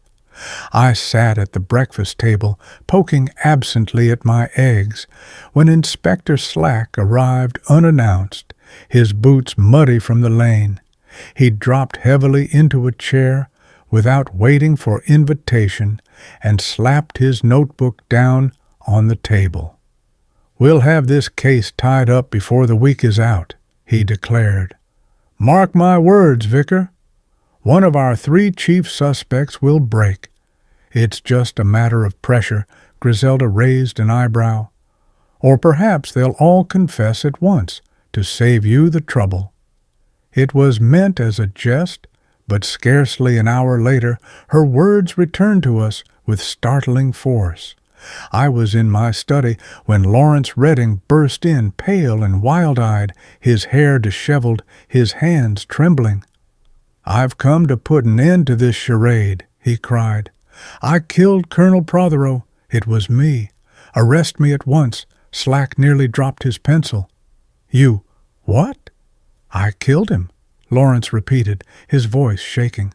"I couldn't stand it any longer. His cruelty, his sneers, his treatment of others. I waited in the vestry, and when he came in, I shot him. That's the truth. Now you have it. Do what you like with me." The inspector stared at him as though confronted with a madman. "That's convenient, isn't it? But confessions aren't worth tuppence without proof." "Where's the weapon?" Lawrence faltered. I threw it away." "In the woods," Slack snorted. "How neat. You confess, but the evidence disappears. I'm not so easily fooled, young man. Still, we'll follow it up." Before he could say more, another figure appeared in the doorway, composed, calm, her gray dress immaculate. Anne Protheroe. "I beg your pardon, Inspector," she said quietly, "but it isn't Mr. Redding you want. It is I. I killed my husband." The room fell into stunned silence. Anne's voice did not waver. "He drove me past endurance. He made life unbearable for me, for Lettuce, for everyone. Yesterday I took his revolver and shot him in the vestry. That is the truth. I am ready to face the consequences." Lawrence sprang to his feet. "No, Anne, don't do this. It was me." Anne turned to him, her eyes filled with a strange mixture of tenderness and despair. "No, Lawrence, it was I. You must not take this burden." Inspector Slack stared at them both, open-mouthed. "Well, I'll be damned," he muttered. And in the corner of the room, Miss Marple's knitting needles paused for just a fraction of a second, before clicking once more, faster than before. Inspector Slack was not a man easily rattled, but even he looked momentarily flummoxed as Lawrence and Anne Protheroe stood before him, each insisting they had killed the same man. He slapped his notebook shut with unnecessary force and barked, "Sit down, both of you, before I lose my patience entirely." Lawrence dropped heavily into a chair, his face flushed, his hands clenched on his knees. Anne, by contrast, lowered herself gracefully, her expression calm, almost serene, though a faint tremor betrayed her composure. Slack glared at them. "Now then, Mr. Redding, you say you lay in wait in the vestry and shot the colonel when he entered. Mrs. Protheroe, you claim you took his revolver and shot him yourself. Can either of you tell me the exact time?" "I don't know the minute," Lawrence said desperately, "but it was before 6. I waited. I knew he would come." Anne's reply overlapped his. "It was at 6 precisely. I saw the clock as I pulled the trigger. I shall never forget it." They both fell silent, staring at each other with horrified recognition. Slack gave a short, humorless laugh. Remarkable. 2 killers, 2 weapons, and 1 corpse. If I didn't know better, I'd say you'd planned this farce together. Lawrence sprang up again. I swear it was me. Anne is only saying this to protect me. She mustn't. Inspector, you must believe me. Anne's eyes softened. No, Lawrence, it was I who ended it. You must not throw away your life for me. Their voices clashed, each trying to shield the other, until Slack banged his fist on the table. Enough!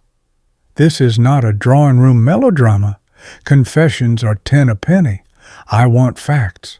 Where is the revolver? Who heard the shot? Who saw you enter the vestry? Neither could answer. Lawrence stammered. I dropped it in the woods. Anne said firmly, I left it on the desk. Perhaps it was taken after Slack sneered. Convenient, both of you. One says the weapon vanished into thin air.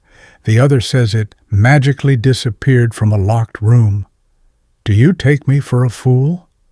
At that moment, Miss Marple, who had been knitting serenely in the corner, looked up with her mild blue eyes. It is curious, is it not, Inspector, that both are so eager to take the blame? Usually one finds the opposite, each denying until the last breath. It suggests to me that the truth may lie elsewhere. Slack snorted.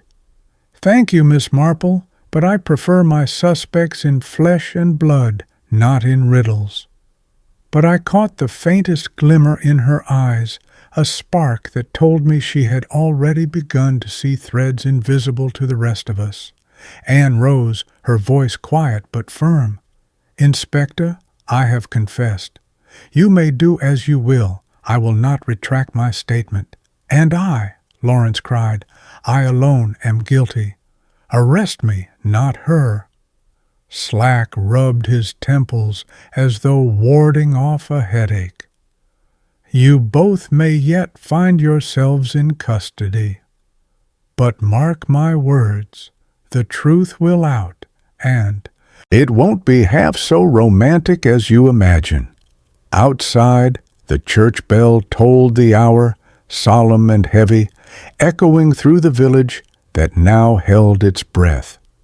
2 confessions had been made, yet the real murderer remained as hidden as ever. The news of the double confession spread through St. Mary Mead with the speed of lightning. By the time I ventured out to visit a parishioner, the village green was already abuzz.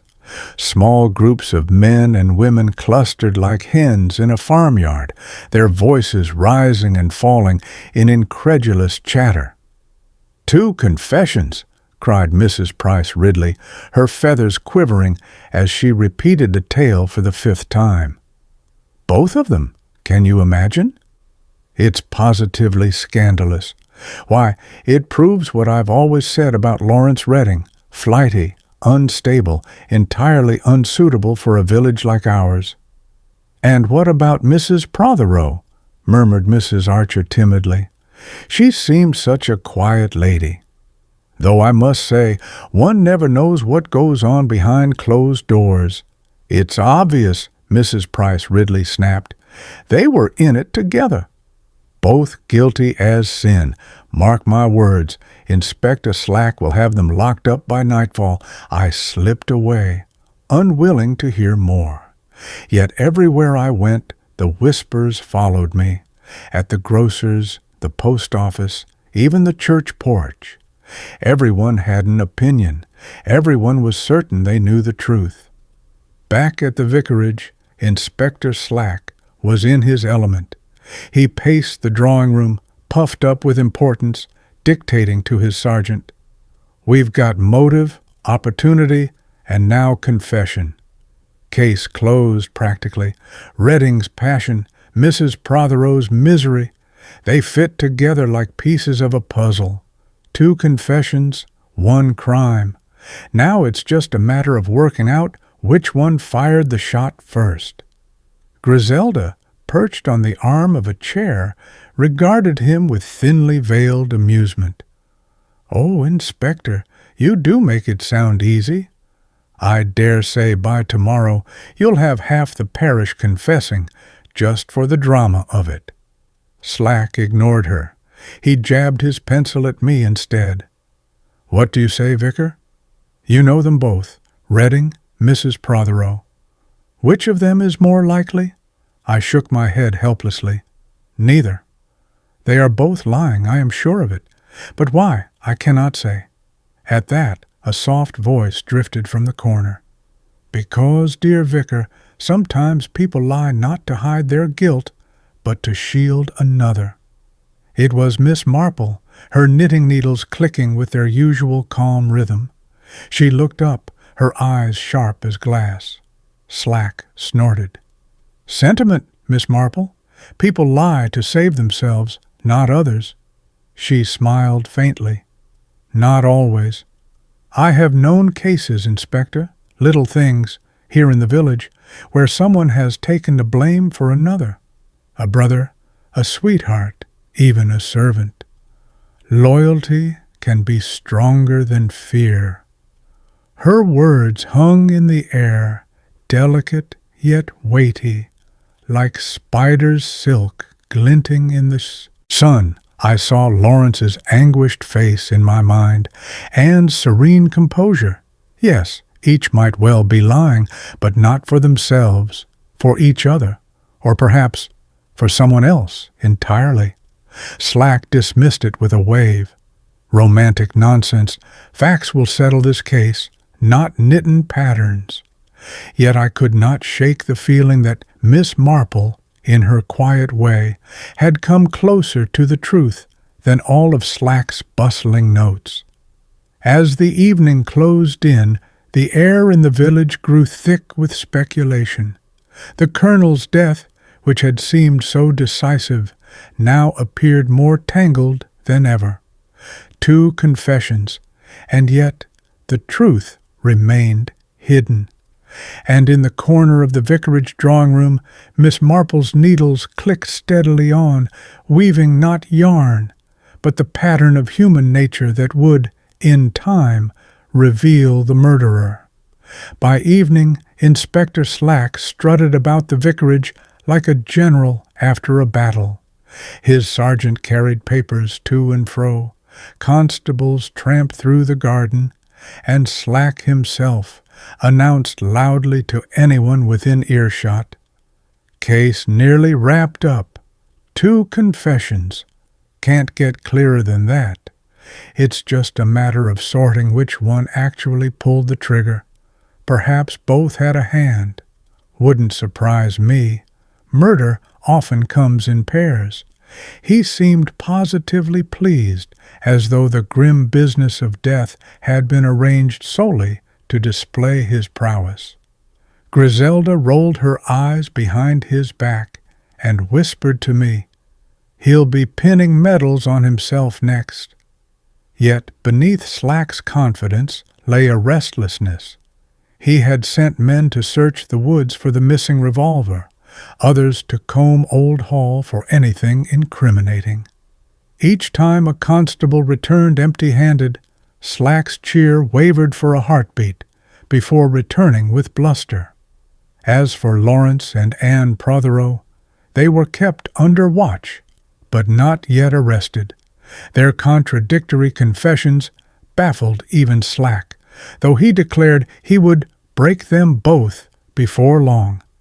The villagers, meanwhile, reveled in the drama. By nightfall the post office, the grocer's, and the inn all buzzed with theories.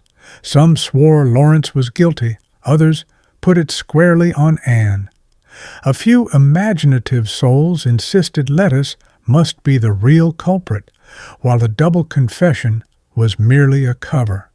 Each tale grew wilder as it passed from mouth to mouth, until the murder itself seemed almost swallowed by the speculation it had spawned. And through it all, Miss Marple remained in her corner, knitting as steadily as a clock. Late that evening, as Slack barked fresh orders, I caught her gazing thoughtfully at a scrap of paper on my desk, the crumpled note found clenched in the Colonel's hand. "Curious," she murmured, more to herself than to me. "People always notice the obvious words, but seldom the small details, the way a letter tilts or the ink fades. Yet sometimes it is the smallest thing that tells the largest truth." Before I could ask what she meant, she gathered her wool, gave me a gentle smile, and slipped out into the night. Her figure vanished among the shadows, leaving only the faint sound of the church clock striking 9. Inspector Slack, oblivious, rubbed his hands together and declared, "By tomorrow, Vicar, we'll have the matter finished." But as I extinguished the lamps and retired to my bed, I could not share his confidence. 2 confessions, yet no certainty. Evidence missing, time unaccounted for, and Miss Marple's quiet words echoing in my mind. Sometimes it is the smallest thing that tells the largest truth. Chapter 6. The Web of Alibis. The following morning broke damp and misty, the air heavy with the scent of wet earth. A thin drizzle clung to the windows of the vicarage, blurring the view of the church tower. Yet inside, the atmosphere was far from blurred. It was sharp, tense, electric. Inspector Slack had declared his intention of smashing through the lies and wasted no time setting about it. By 9 o'clock, he had summoned nearly half the village for questioning. My study once more resembled a courtroom, its quiet sanctity overrun by muddy boots, scribbling constables, and the unrelenting presence of Slack himself. He began with Anne Protheroe. She entered quietly, her gray dress immaculate, her face pale but calm. She repeated her confession word for word, as though it had been memorized. Slack pressed her on every detail: the time, the weapon, the exact position of the Colonel when she fired. "You say you shot him at 6 precisely, yet the vicar here was in his study waiting, and he never heard the shot." Anne's eyes flickered, just for an instant. Perhaps he was distracted, or perhaps the sound was muffled in the vestry. Slack leaned forward. "And what did you do with the revolver?"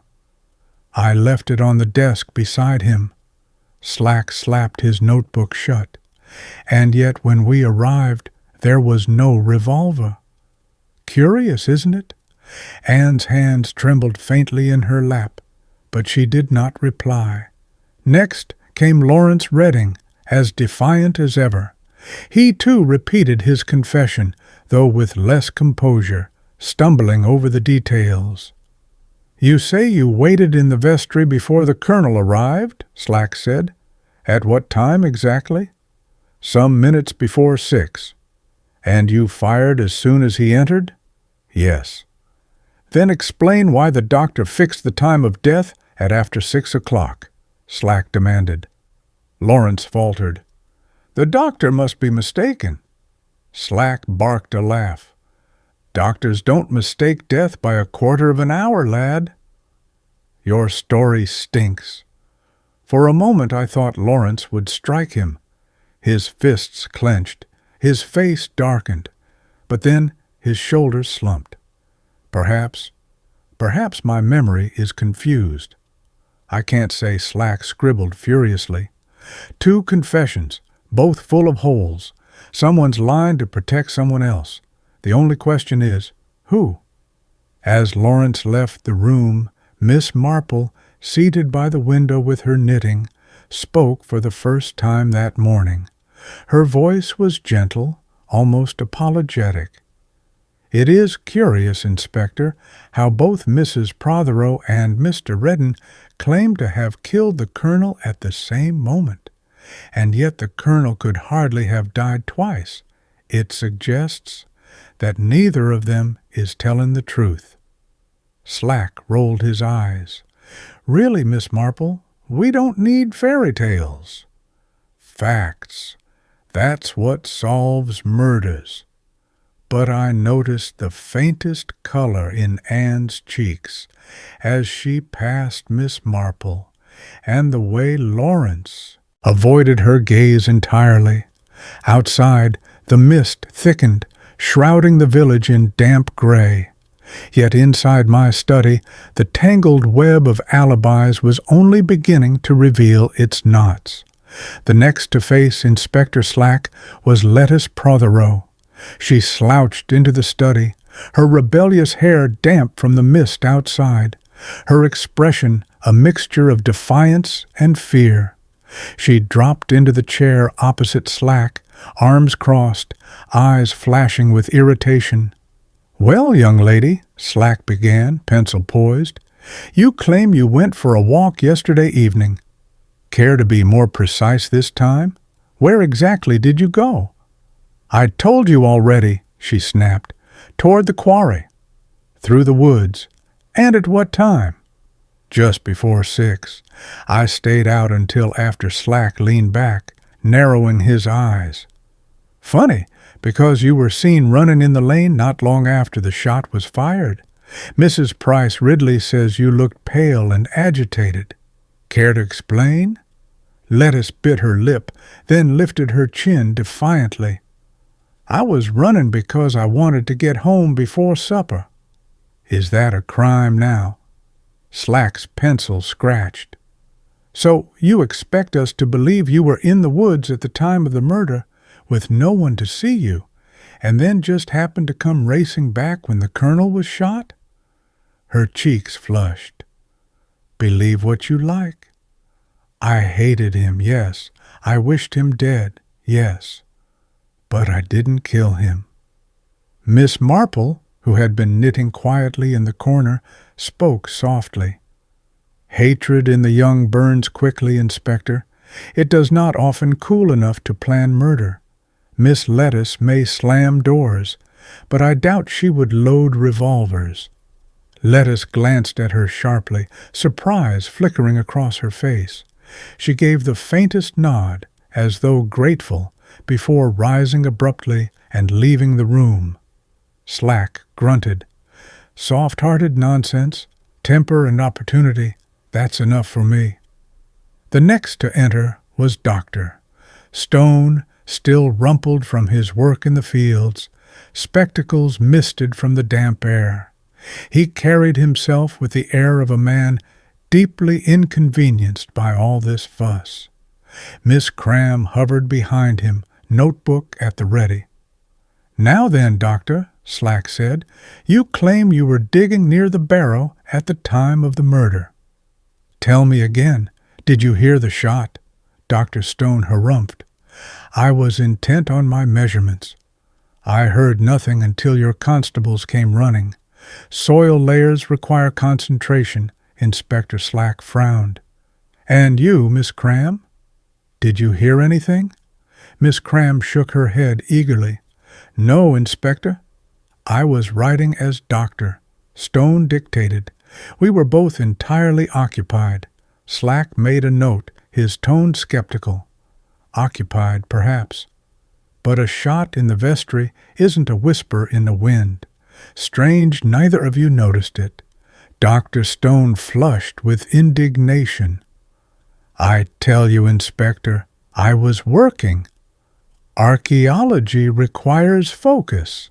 Besides, gunshots are hardly my specialty, miss," Cram added quickly. "And, Doctor, Stone was beside me the whole time.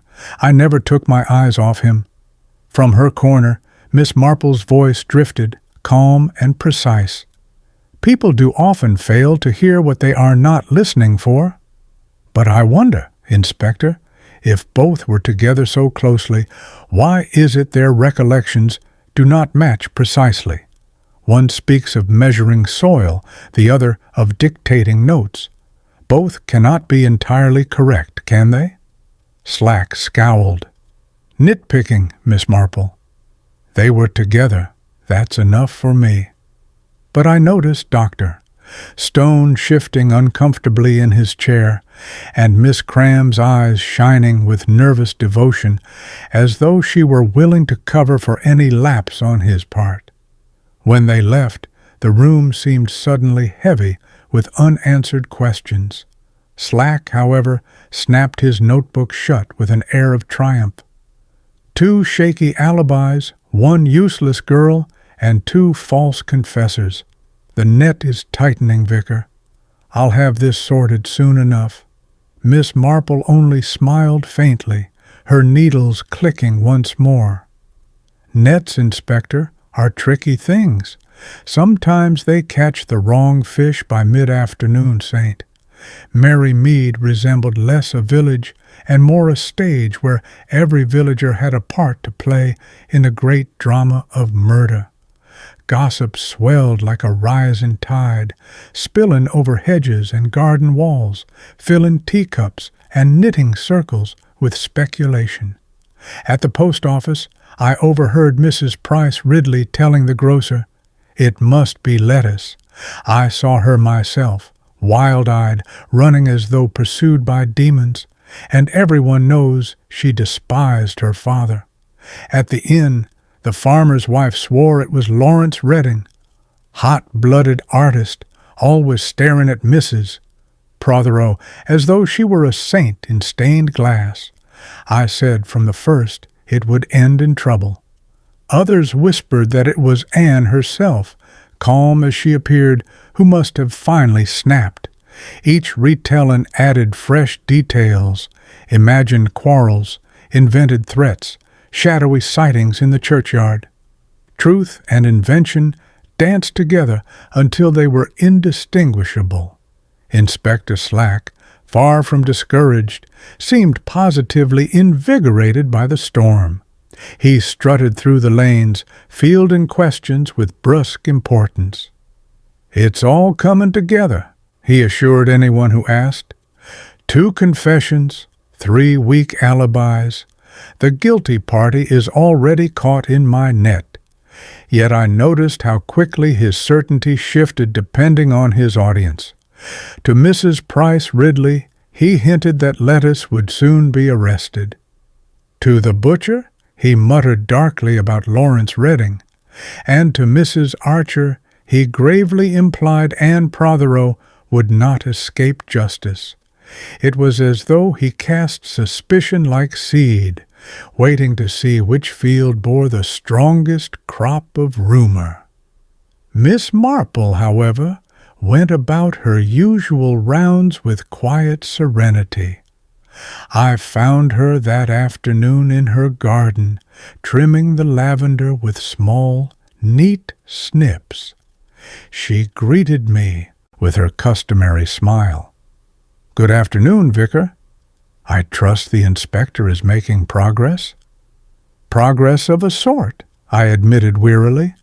"But 2 confessions and half the village under suspicion hardly feels like clarity." She chuckled softly. "Murder rarely begins with clarity. One must sift through the muddle. The smallest things matter most." She bent to pick up a fallen sprig of lavender and held it delicately. "Take this note in the Colonel's hand, for instance, the one found at the scene. Everyone has spoken of its words, but few of its handwriting. You recall how uneven it was?" I blinked. "Yes, scrawled, hurried."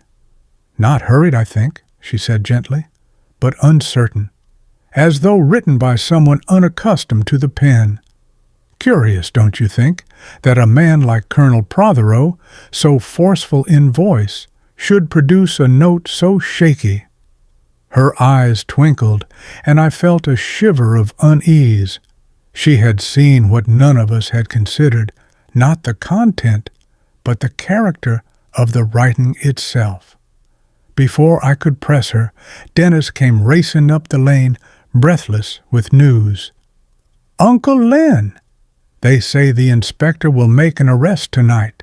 Everyone's saying so." Miss Marple only smiled faintly, her needles clicking once more.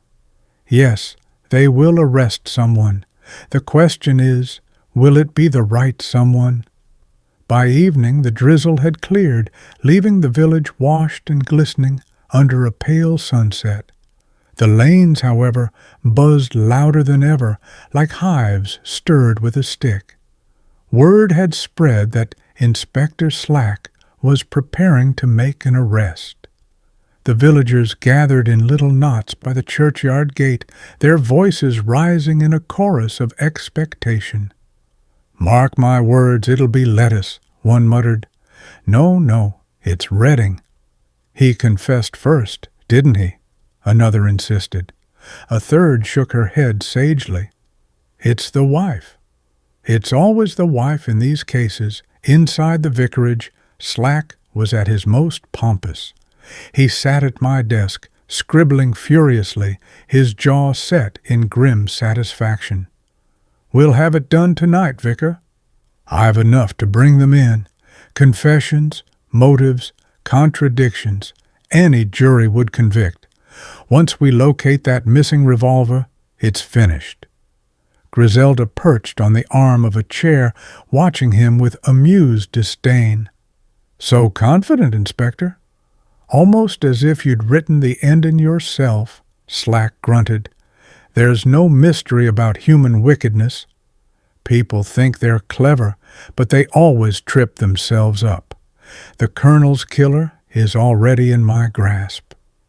Miss Marple, who had slipped in quietly, sat with her knitting in her lap. Her needles clicked softly, steady as the ticking of a clock. She looked up at Slack with her mildest smile. "It is a curious thing, Inspector," she said gently, "how people forget what time is. They swear it was 6 o'clock sharp, when in truth clocks differ, watches lag, and memories play tricks. If one wished to mislead, a clock would be the easiest accomplice of all." Slack frowned, clearly irritated. "Clocks, handwriting, gossip, it's all the same. Irrelevant. Leave detection to the police, Miss Marple." But I caught the flicker in her eyes, sharp, knowing, that told me she had already noticed something we had all overlooked. As the inspector gathered his papers, declaring he would return at dawn with warrants, Miss Marple leaned slightly toward me and whispered, "It is not the loud voices, Vicar, but the silences that matter most. Someone is keeping very quiet about the truth." Her words lingered long after she had gone, knitting bag over her arm, her slight figure vanishing into the twilight. The inspector saw only suspects and confessions, but Miss Marple, I suspected, had begun to see the true pattern forming, as neat and inevitable as the stitches on her needles. Chapter 7. The Wrong Arrest. The next morning the village awoke under a pale, brittle sky.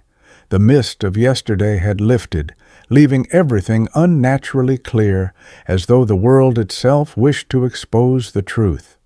But in St. Mary Mead, truth was proving harder to grasp than sunlight through glass.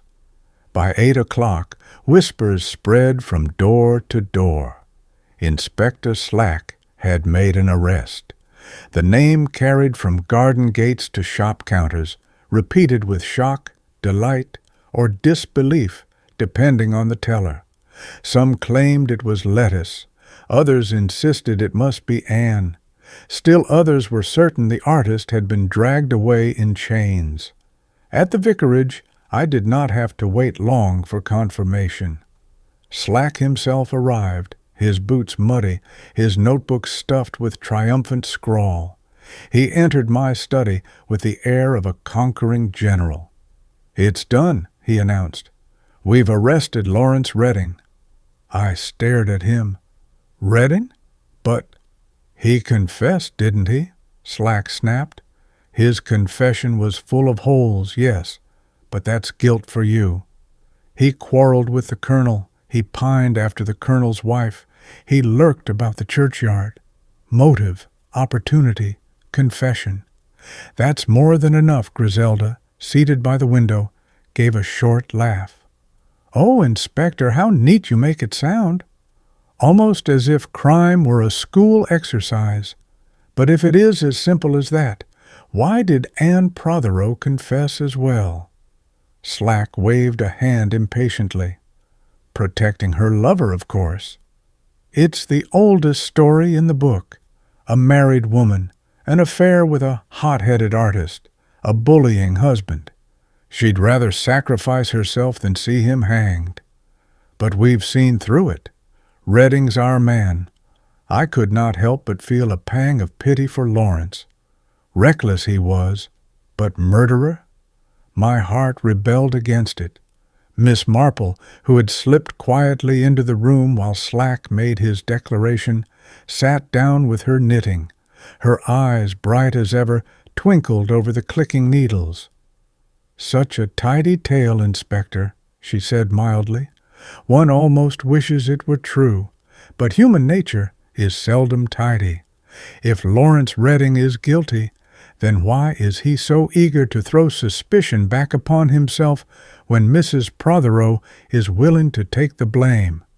Lovers, in my experience, do not usually compete for the noose." Slack scowled. "With respect, Miss Marple, you've a fondness for fancy." "I've got facts." "Ah," she murmured, "but sometimes facts are only the pieces of a puzzle. The picture may yet prove to be quite different." Her needles clicked on, calm and unhurried, but I noticed the faintest crease of thought between her brows, and I knew she was already turning over the pieces in her mind, seeing patterns none of us could. That afternoon, as Lawrence was marched away under guard, the villagers gathered at the inn to exchange excited whispers. Some shook their heads gravely, others relished the scandal. Yet in every corner of St. Mary Mead, one question echoed. Was it truly him? And in her neat little garden, Miss Marple began her own quiet inquiry, eyes sharp as she noted the smallest details. A maid's nervous glance, a clock that struck at the wrong moment, a scrap of handwriting left in the colonel's papers. The inspector might have his arrest, but the real investigation had only just begun. The arrest of Lawrence Redding electrified St. Mary Mead. By midday, the entire village was in a fever of speculation. Every corner of the high street hummed with gossip. At the grocer's, Mrs. Price Ridley declared with relish, "I said from the very beginning it would be that young man. So wild, so passionate, always lurking about. And those eyes of his, you can't trust men with eyes like that." Mrs. Archer, timid as ever, protested, "But he always seemed so kind. He painted such pretty pictures for the Sunday school bazaar. Could a man who paints roses really fire a gun?" To which Mrs. Price Ridley replied with a triumphant sniff, "The more roses, the darker the thorns." At the post office, a different story spun. Mr. Clement, the postmaster, leaned across the counter to assure his customers, "Mark my words, it wasn't Redding. Too obvious. No, the wife did it. A beautiful woman never stays meek forever." So it went. Every villager had a theory, and none agreed. Meanwhile, in her rose garden, Miss Marple listened. She rarely offered an opinion, but she asked questions in her mild, curious voice. "And what time was it when you saw him, dear? And was the church clock chiming then? And did he come from the lane or the woods?" By the time she returned to her cottage, she had gathered more information than Inspector Slack could hope to glean in a week. That afternoon she paid a friendly call to Mrs. Archer, carrying a basket of scones. Over tea she inquired gently after the maid at Old Hall. Had the poor girl seemed flustered lately? Had she remembered clearly seeing Mrs. Protheroe in the garden at 6? Mrs. Archer, flattered to be asked, recounted every detail she had heard second-hand, unaware that her chatter was being sifted for gold. Later, Miss Marple strolled through the churchyard, pausing before the vestry door. She noted the angle of the lock, the scratches on the stone step, the curious mark where soil seemed freshly disturbed. Nothing escaped her eye. "Strange," she murmured softly to herself. "One hears of soil being turned near the barrow, but here too? A careless hand, perhaps?" She glanced up at the church clock. It was slightly fast, by 5 minutes.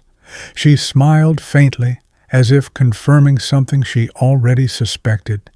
That evening, when I called upon her, she sat by her fire, her knitting needles flashing in the lamplight. She offered me tea and, as if discussing nothing more consequential than the weather, remarked, "It is a mistake to believe in tidy solutions."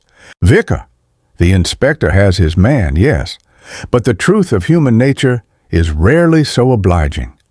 Her eyes met mine over the teacup, calm and bright. "No, I think this case has more to tell us yet." Much more. By the next day, Inspector Slack was in his element. He strode up and down the high street as though the cobblestones themselves were under his command. Wherever 2 or 3 villagers gathered, he planted himself in their midst, chest thrust forward, notebook in hand, proclaiming the case all but solved. "Yes, ladies, Redding is our man. Hot-blooded, reckless, fits the bill to perfection.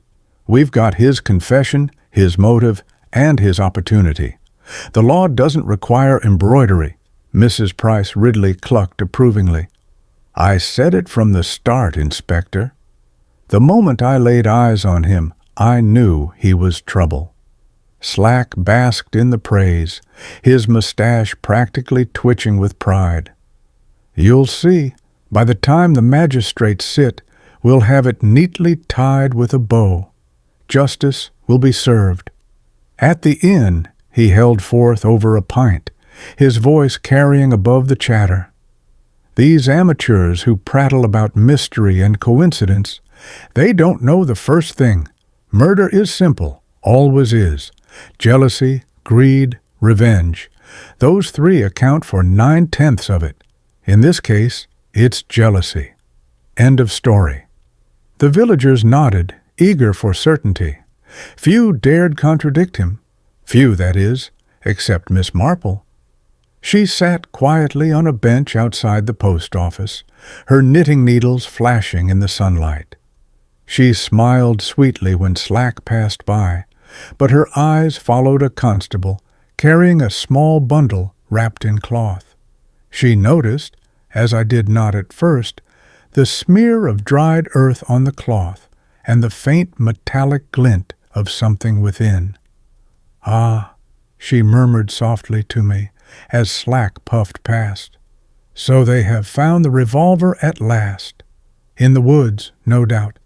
But curious indeed, that the soil upon it is not the same as the woodland earth. Quite different in texture, don't you think?" I blinked, too startled to answer. To my eyes, dirt was dirt. But Miss Marple saw distinctions invisible to others: clay from the barrow, loam from the churchyard, chalk from the lane. To her, each was as distinct as a signature. She tucked her knitting away and rose with serene composure. "The inspector believes his case closed, Vicar. But revolvers, like clocks and notes, have a way of telling their own stories, if one only listens." Slack, overhearing nothing, marched on, basking in his self-declared triumph. But in that quiet moment, I realized what he did not. The true hunt had only just begun, and it was not Slack leading it. It was the elderly lady with needles clicking and eyes sharper than any detective's pen. By evening, the inspector had gathered his men at the vicarage as though preparing for a parade. His voice carried through the study, firm, assured, full of self-importance. "We'll hold Reading overnight," he declared, tapping his notebook for emphasis. "By tomorrow, I'll have the magistrate issue a formal charge. That'll put an end to speculation. The village can rest easy, knowing justice has been done." His sergeant nodded dutifully. Constables came and went, bearing reports that pleased Slack greatly, though most were nothing more than gossip written down as evidence. Griselda leaned against the mantelpiece, her lips twitching with amusement. "So neat, Inspector. So very tidy. It's almost disappointing. Why, one would think life followed a detective story's rules." Slack puffed out his chest. "Life is simpler than people believe, madam. Criminals always think they're clever, but in the end, they trip over their own lies. Reading tripped first. I wanted to protest, to speak the doubt rising in my chest, but I hesitated. I am a vicar, not a detective. What right had I to question the inspector? And yet, something in me recoiled at his certainty. Across the room, Miss Marple sat quietly, her knitting needles resting for once in her lap. She looked very small in the great armchair, a frail figure against the heavy upholstery. But her eyes shone with that bright, searching light I had come to recognize. When Slack left to confer with his men, she leaned toward me and spoke in a low voice. "Vicar, do not be too quick to believe in tidy endings. I have lived in this village a long time, and I have learned that people lie, sometimes to save themselves, sometimes to save those they love, and sometimes they lie so cleverly that truth hides in plain sight. But truth leaves traces." Always she glanced toward the door through which the constable had carried the revolver earlier. "That soil on the weapon, not from the woods, as the inspector thinks. No, it is churchyard soil, freshly turned. That, I think, tells us the revolver was placed there later, not thrown in panic as Reading claimed." I stared at her, shaken. "Then his confession is false," she said simply, "as is Mrs.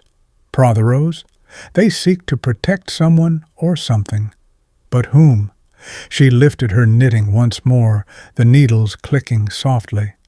"We shall see. For now, let the inspector have his victory. It will not last. The truth, Vicar, has a way of seeping out, like water through soil." Her words lingered with me long after she had gone. Slack might believe the case closed, but I knew better now. The real investigation had only just begun, and its quiet leader was not the inspector, but Miss Jane Marple, with her sharp eyes, calm voice, and relentless pursuit of the smallest truths. Chapter 8. Miss Marple begins her inquiry. The morning after Lawrence Reading's arrest dawned fair and bright.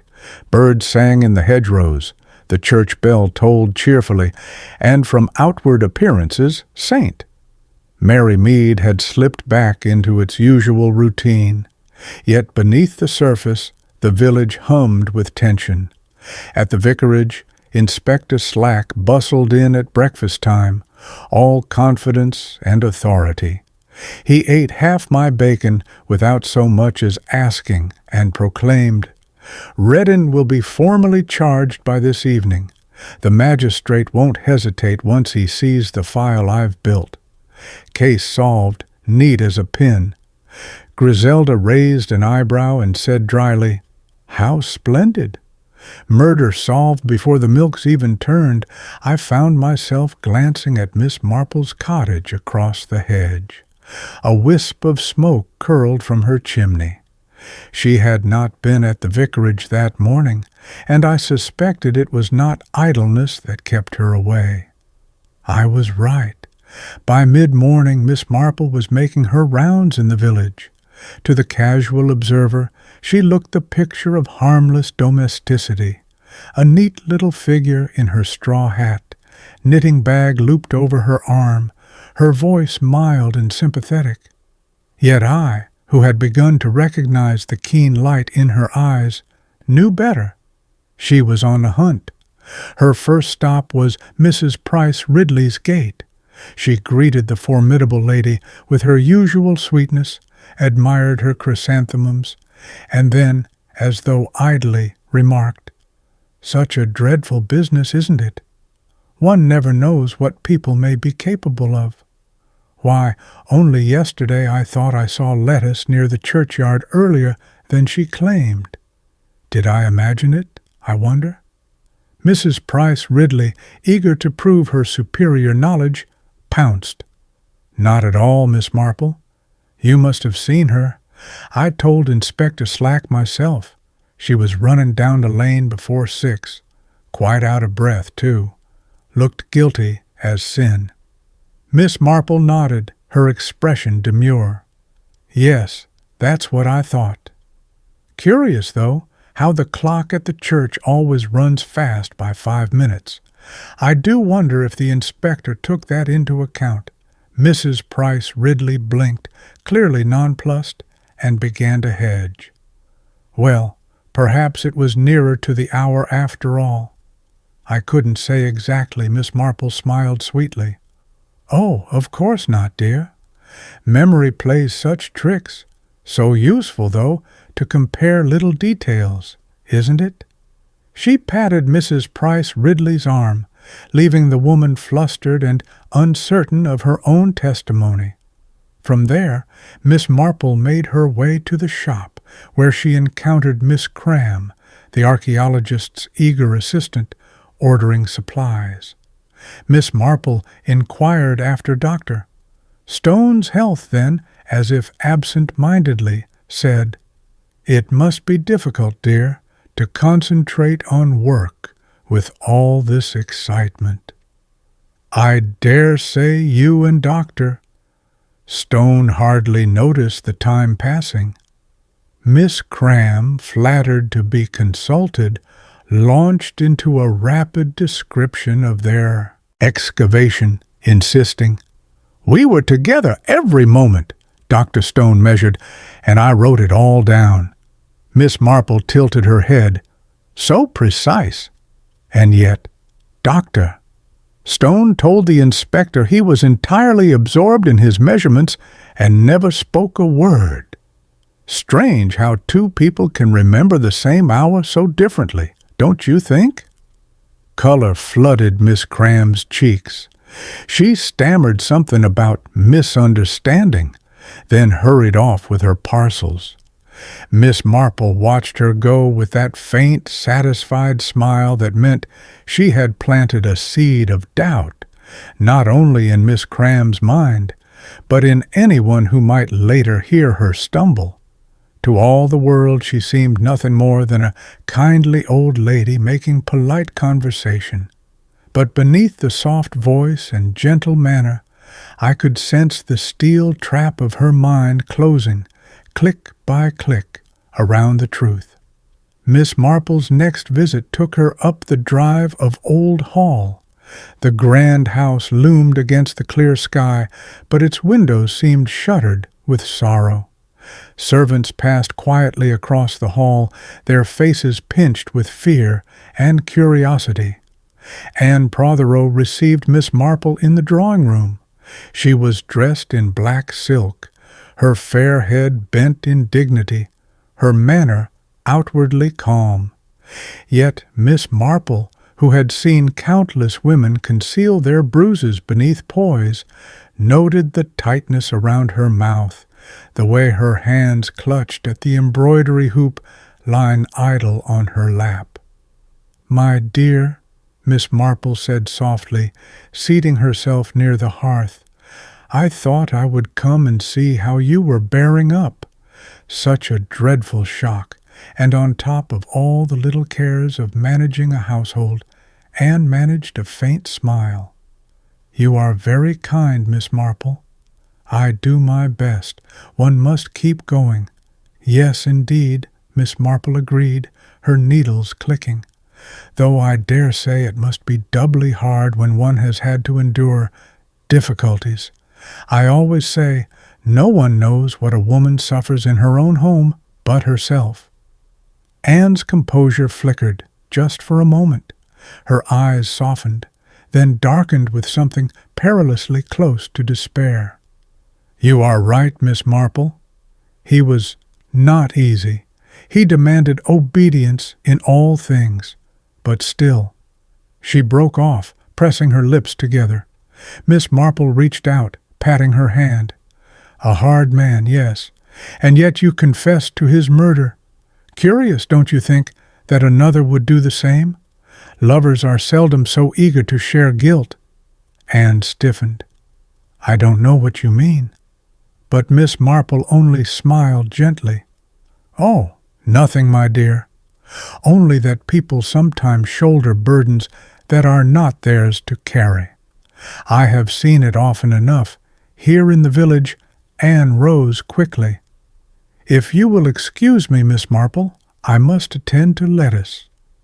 The mention of her stepdaughter brought the girl herself into the room, sweeping in like a storm cloud. Lettuce looked pale, her eyes bright with restless energy. She regarded Miss Marple with impatience. "Everyone thinks I did it. They whisper, they point. It's intolerable." "My dear child," Miss Marple said kindly, "people will always whisper. But you mustn't let their talk trouble you. Tell me, where did you walk that evening?" "The woods," Lettuce said sharply. "I told them already." "Yes, so you did. Such a lonely place for a young girl. One might almost think you wished to be seen running, just to give yourself an alibi. That would be clever, wouldn't it?" Lettuce flushed crimson. "I didn't. I only wanted to escape him. You don't know what it was like, every moment under his eye, every word a criticism." Miss Marple nodded sympathetically. "Oh, I can imagine very well. There are men like that in every village. They break the spirit of those closest to them. But murder, my dear, requires more than rebellion. It requires coldness, and you are too warm-hearted, I think, to plan such a thing." Lettuce stared at her, startled. "You really believe that?" "I do," Miss Marple said gently. "But whether you know something, whether you saw something you are too frightened to speak of, that is another matter entirely." For a moment, silence hung heavy between them. Then Lettuce turned abruptly away, muttering that she must go upstairs. Miss Marple rose, smoothing her skirt, her eyes bright with quiet certainty. She had not heard a confession, but she had seen what mattered: Anne's despair, Lettuce's fear, and the silence between their words. Lawrence Redding was being kept under a constable's watch in a small room at the inn until his formal charge could be laid before the magistrate. To most of the villagers, he was already condemned. They avoided the inn with wide eyes, whispering in corners that a murderer sat upstairs, brooding with paint-stained hands. Miss Marple, however, asked the innkeeper's wife, Mrs. Sims, if she might bring a basket of food to the poor young man. "Artists, you know," she said mildly, "they forget to eat even when they're free.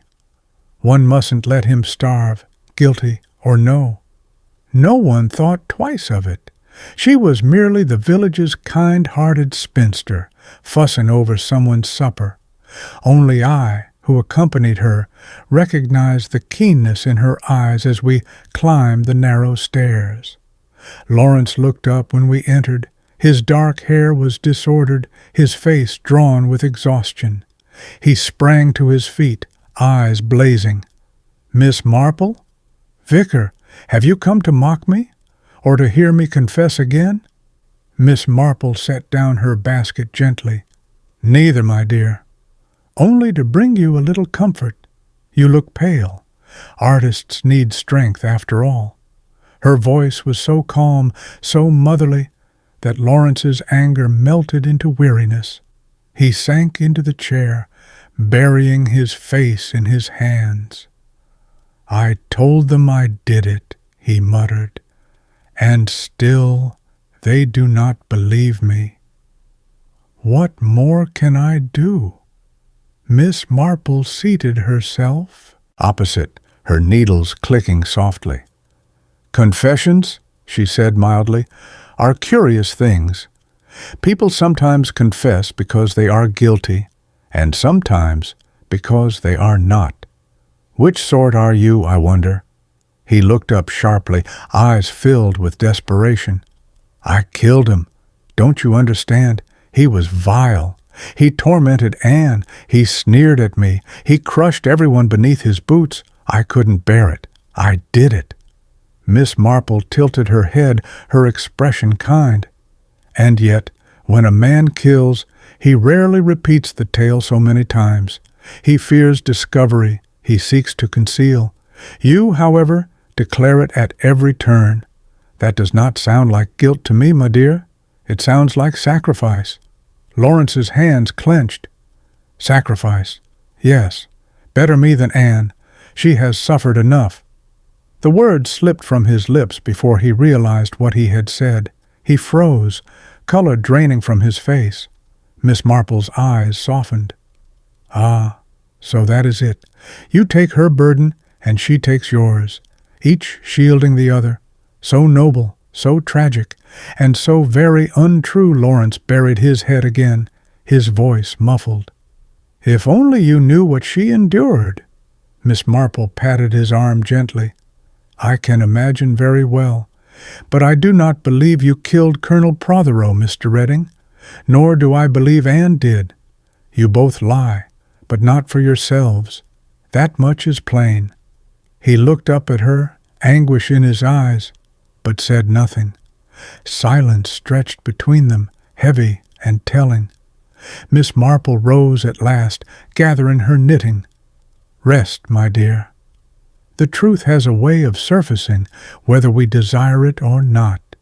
As we left, I felt the weight of what she had uncovered. Lawrence's confession was no confession at all, merely a shield to protect the woman he loved. And Anne's was the same, a desperate attempt to save him in turn. Only Miss Marple seemed calm, her needles clicking steadily as she stepped out into the golden afternoon. "Yes," she murmured, almost to herself. "Two false confessions. The real murderer hides still, quite content to let others bear the blame." That evening I paid Miss Marple a visit at her cottage. She welcomed me with her usual gentle courtesy, seating me by the fire while she bustled about with teacups and a plate of seed cake.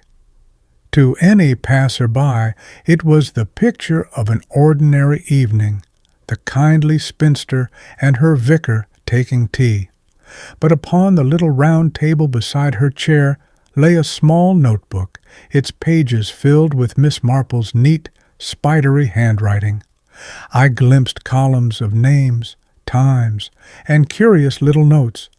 Clock 5 minutes fast. Soil on revolver does not equal woods. 2 confessions equals false. Who benefits? She noticed my glance and smiled. One must write things down, you know. Human memory is such a deceitful thing, and in murder, every minute matters. I leaned forward. "Miss Marple, do you truly believe the inspector has arrested the wrong man?" Her needles clicked steadily. "Oh, Quite. Young Mr. Redding is hot-headed, yes, but not murderous. And Mrs. Protheroe, whatever she endured, she is not the sort to fire a revolver in cold blood. No, Vicar, they are protecting each other, poor things. But they protect the wrong way, for the murderer remains untouched. She paused, her eyes gleaming in the lamplight. The trick is to notice not only what is said, but what is left unsaid. Why, for instance, does no one speak of the Colonel's papers? He was a man who kept notes, ledgers, lists, and yet the one note found in his hand tells us so very little, and in handwriting that was oddly uncertain for so forceful a man. I shivered. Then you think— I think, she said gently, that the truth is not far, but one must dig carefully, as one does in the garden, lest one uproot the wrong plant. Tomorrow I shall pay calls, not official ones, of course, but the kind an old lady may make without suspicion, and we shall see what slips from people's lips when they believe no one is listening. She shut her notebook with a decisive snap, then poured more tea as if the matter were no more than the weather. Another slice of seed cake, Vicar? Murder is hungry work.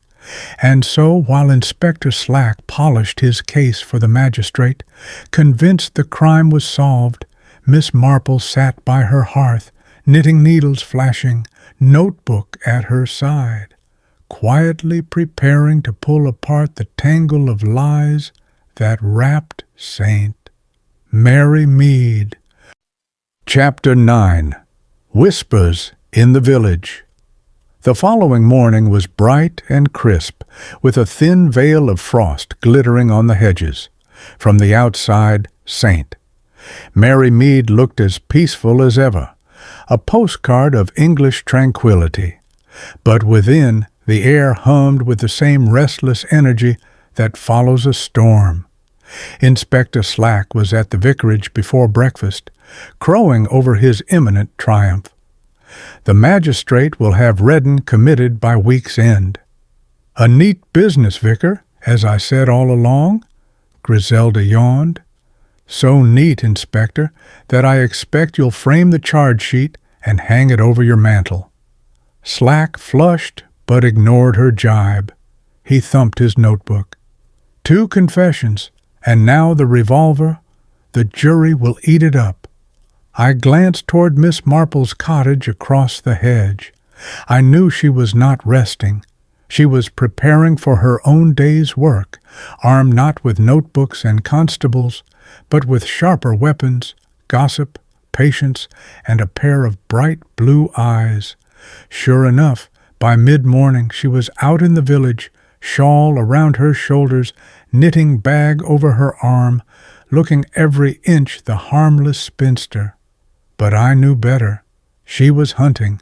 Her first stop was the home of Mrs. Archer, whose timid manner concealed ears sharper than a foxhound's. Over tea, Miss Marple murmured sympathetically, "So dreadful, all this trouble."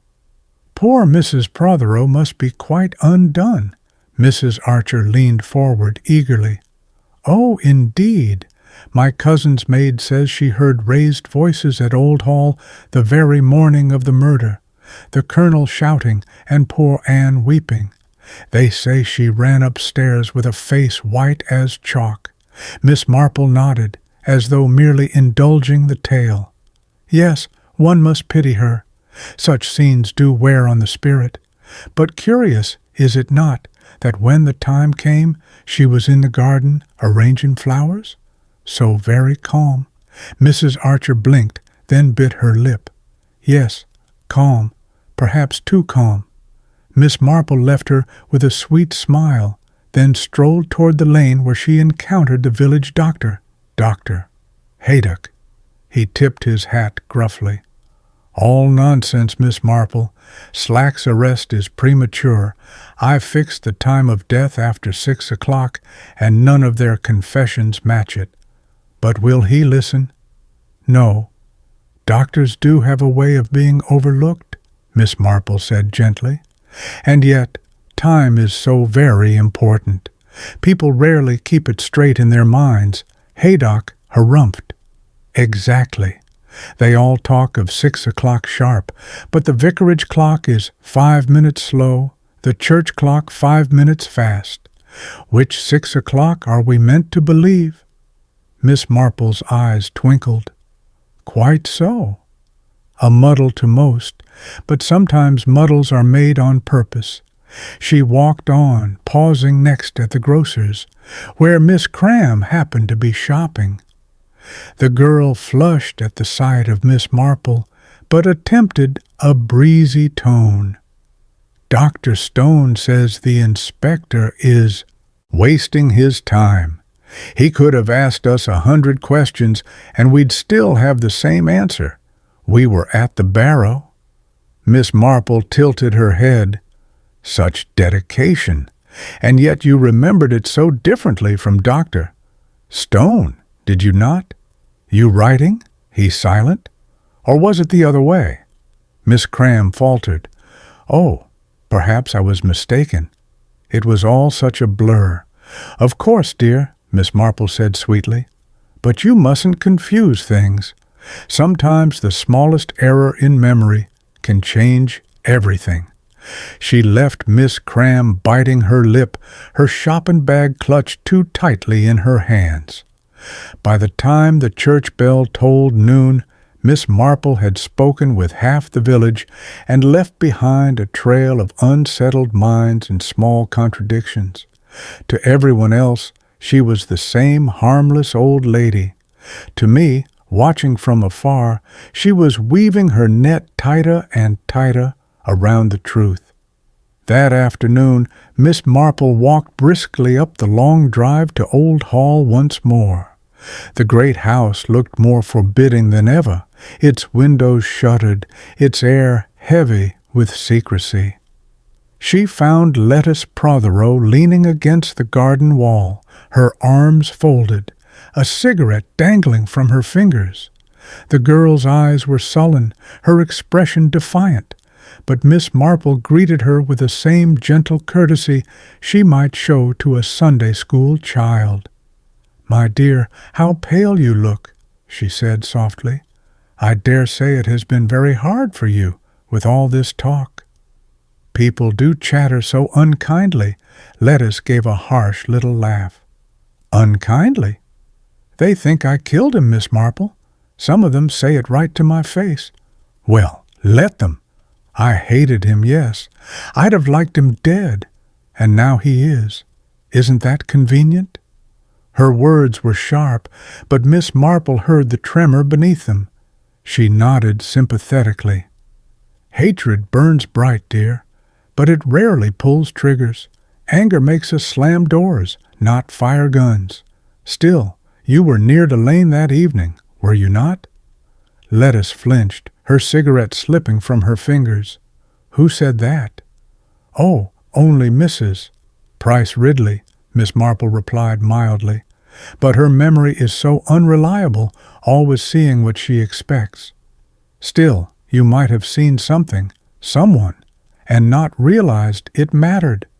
Lettuce turned away, her shoulders tense. "I didn't see anything. I only ran.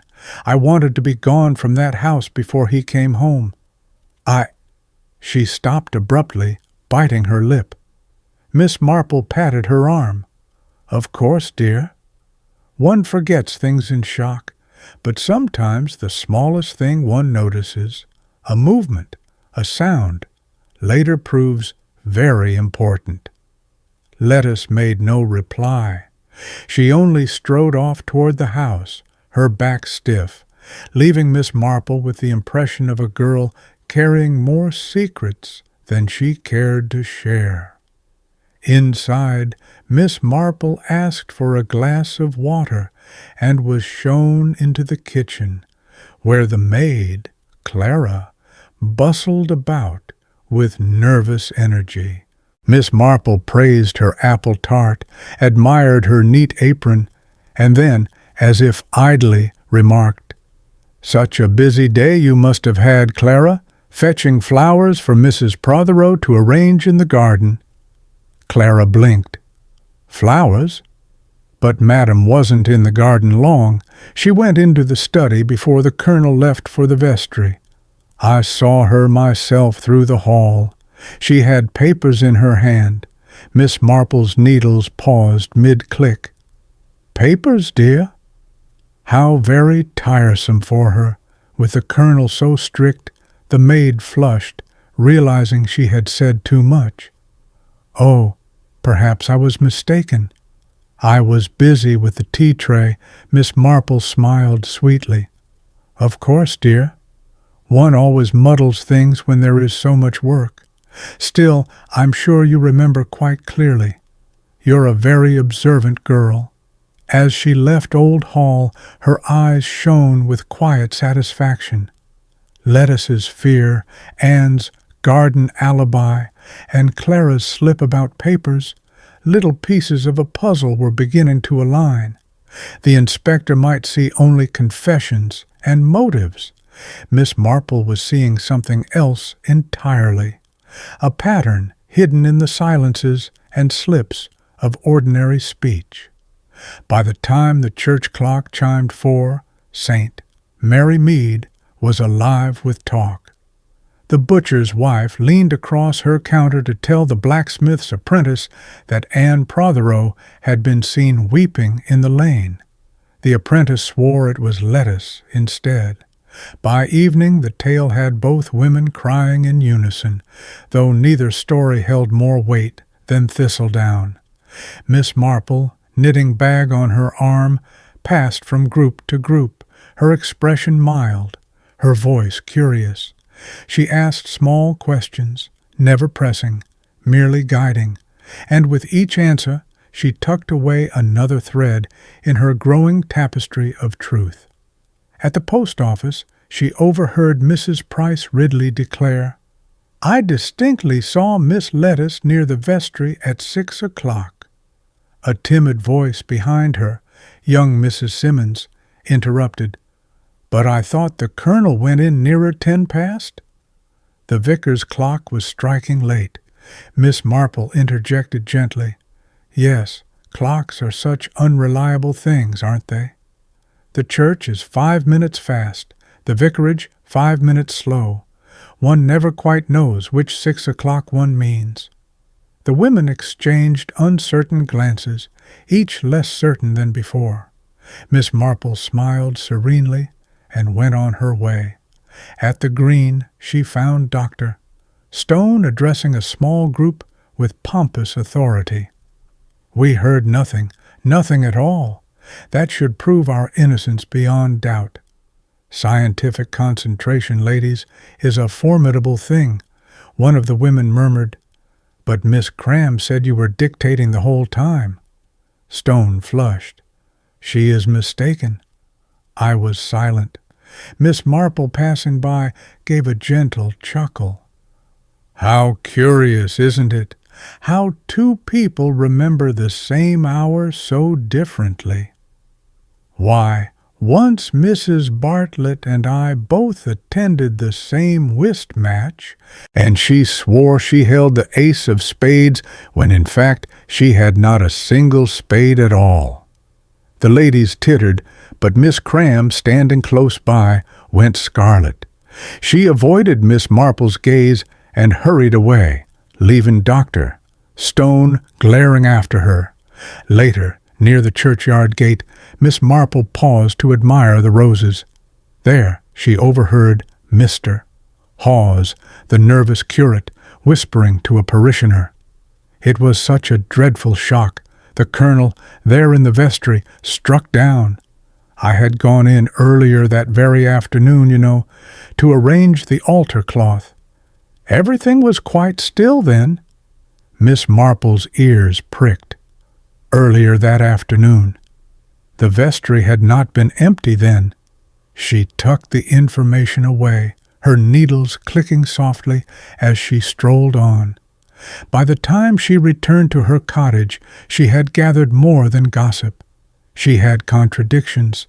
Lettuce Seen at 6. But which 6 o'clock? Anne said to be in the garden, yet her maid had glimpsed her in the study with papers. Dr. Stone and Miss Cram giving opposite accounts of the same hour. The curate quietly placing himself near the vestry on the very day of the crime. Miss Marple poured herself a cup of tea and set her notebook on her lap. With her tidy handwriting, she drew a line through half the names in her mental list. Not Lettuce, she murmured. Too young, too hot-headed. Not Redding, poor boy, nor Mrs. Protheroe, though she thinks herself guilty. No, the hand that fired the shot is quieter, more careful, and so far quite content to let others quarrel in the dark. Her eyes gleamed. The list of suspects was shrinking, and the net was drawing tighter. That evening the vicarage was unusually lively. Inspector Slack returned once more, full of triumph, brandishing a paper in his hand. "It's official now," he declared. "Redding's charge will be put before the magistrate tomorrow. The business will be done and dusted." Griselda, pouring tea with her usual mischievous smile, said, "How splendid, Inspector! So quick, so neat. If you keep this up, murder may become positively fashionable." Slack bristled, but pressed on. "The village can rest easy at last.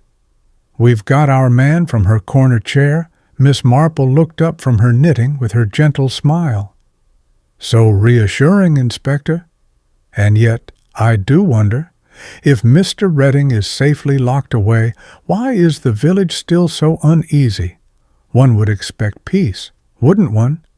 Slack snorted. "Villagers like to talk. They'd gossip if the Archangel Gabriel himself came down." "Pay them no mind, Miss Marple." But I noticed how her eyes twinkled as she resumed her knitting. She said nothing more, but later, when Slack had gone, she lingered by the fire, her voice low and thoughtful. "Two confessions, both false, alibis tangled like threads.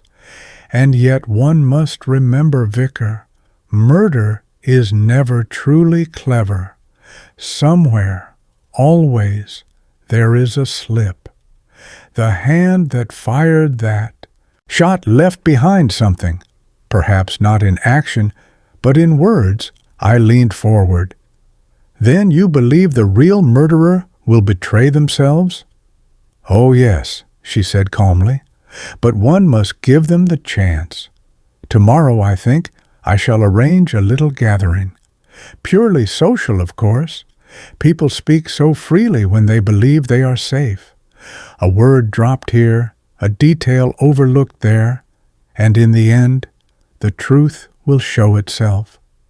Her needles clicked faster, as though echoing her thoughts. "I shall invite those most concerned. Anne, Lettuce, Mr. Redding, if the inspector allows a visit, Doctor. Stone and his secretary, even poor Mr. Hawes. Each will speak, each will contradict themselves, and the web will tighten further."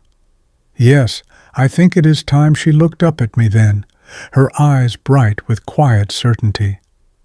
"The inspector may think his case solved, but tomorrow will tell another story. For the real murderer cannot keep silent forever." Outside, the church bell tolled the hour, its sound solemn in the night air. Within the cozy little cottage, Miss Marple set down her knitting, folded her hands, and whispered almost to herself, "The stage is set. Now let us see who falters when the curtain rises." Chapter 10. The Gathering at the Vicarage. The following evening the vicarage drawing-room was unusually crowded. Griselda, delighted by the bustle, declared it reminded her of a village fete. Only with rather more tension and fewer cucumber sandwiches. Inspector Slack, summoned under the pretext of ensuring order, stood by the hearth with his arms folded, exuding authority. "I still don't see the point of this, Miss Marple," he grumbled. "A cozy little tea party won't solve a murder." Miss Marple smiled sweetly from her armchair, her needles flashing. "Oh, Inspector, one learns so much in company. People let fall the strangest things when they believe they are safe among friends." Griselda moved among the guests with her usual brisk energy, pouring tea and arranging plates of cake. Anne Protheroe sat near the window, her hands folded tightly in her lap, her face pale beneath her black veil. Lettuce lounged on the sofa, tapping her foot restlessly, her eyes darting about the room like a trapped bird. Dr. Stone perched pompously on a chair, spectacles glinting, while Miss Cram hovered at his side, notebook clutched like a shield. Mr. Hawes, the curate, sat stiffly near the door, his thin face anxious, his hands twisting a handkerchief. Even Lawrence Redding had been allowed a brief presence under guard, though his face burned with humiliation at being watched so closely by a constable. He sat apart, his eyes fixed almost defiantly on Anne. The atmosphere was thick with unspoken words. Gossip hummed in the air like the distant buzz of bees, though no one dared speak too plainly. Miss Marple broke the silence with her gentle voice. "So pleasant to have everyone together. We are such a small village after all, and it is dreadful to think how suspicion divides us. Perhaps if we simply speak openly, we shall all feel easier in our minds." Slack snorted, but she continued serenely. "Take time, for instance. Everyone is so certain it was 6 o'clock. Yet the church clock is always 5 minutes fast, the vicarage 5 minutes slow. Which 6 o'clock are we speaking of? And did anyone notice the colonel's own watch?" Her words fell softly into the room, but I saw their effect ripple through the faces. Anne's eyes flickered to Lawrence. Lettuce bit her lip. "Doctor." Stone adjusted his spectacles nervously, and Mr. Hawes dropped his handkerchief entirely. Miss Marple's smile never wavered. "Clocks do confuse one so? Why, Mrs. Price Ridley once arrived half an hour early for whist, swearing it was 7 when it was barely 6:30. There was a faint laugh, quickly smothered, but the tension remained. Slack shifted impatiently. "What does it matter, Miss Marple?" "Dead at 6, dead at 10 past. It's all the same. Dead's dead." Her needles clicked. "Oh, but it matters very much, Inspector. For if the time is muddled, then alibis may be muddled too. And then what seemed impossible becomes quite possible indeed." The silence that followed was heavy, broken only by the faint clink of Griselda setting down a teacup. And in that silence I saw it. Anne's hand trembling slightly on her lap, Lawrence leaning forward as if to shield her, Lettuce staring fixedly at the floor, and Mr. Hawes mopping his brow, though the fire was barely lit. Miss Marple's eyes, bright and knowing, swept over them all. The net was drawing tighter, though none of them yet realized it. The air in the vicarage drawing-room grew heavier with each passing minute. Cups clinked, spoons stirred, yet conversation never quite took flight. Each guest sat wrapped in their own unease, as though afraid that any word might bind them tighter to suspicion. It was Miss Marple who rescued the silence, her voice as mild as ever. "Do you know, I always think church clocks are such unreliable things. Why, I once set my watch by it, only to find myself 10 minutes late for service. So confusing. I wonder, did anyone notice what time the colonel looked at the church clock before entering the vestry?" The question was delivered so gently that it might have been idle curiosity, yet it landed like a stone dropped in a pond. Dr. Stone cleared his throat. We were near the barrow. I believe I saw him pass at 6 precisely. Yes, I am sure of it. Miss Cram leaned forward eagerly. Oh, yes, Inspector. I noted it in my diary that very moment. 6 o'clock, Colonel Protheroe went into the churchyard. There was a pause, and then Lettuce gave a short, scornful laugh. How very exact you both are. Curious, though, because the church clock hadn't chimed yet when he passed the lane. I was there, remember? It chimed after he was already inside. Her words rang through the room, sharp as glass. Miss Marple smiled as though nothing were amiss. How observant you are, my dear. One always remembers a clock chiming when one is nervous. It fixes the moment in the mind. Slack frowned, scribbling in his notebook. So which is it? 6 sharp, or a few minutes after? Dr. Stone shifted uncomfortably, his spectacles fogging. Well, perhaps I was mistaken. Perhaps it was a few minutes later. Miss Cram bit her lip. No, Doctor, you said 6 o'clock exactly. She stopped abruptly, color flooding her cheeks.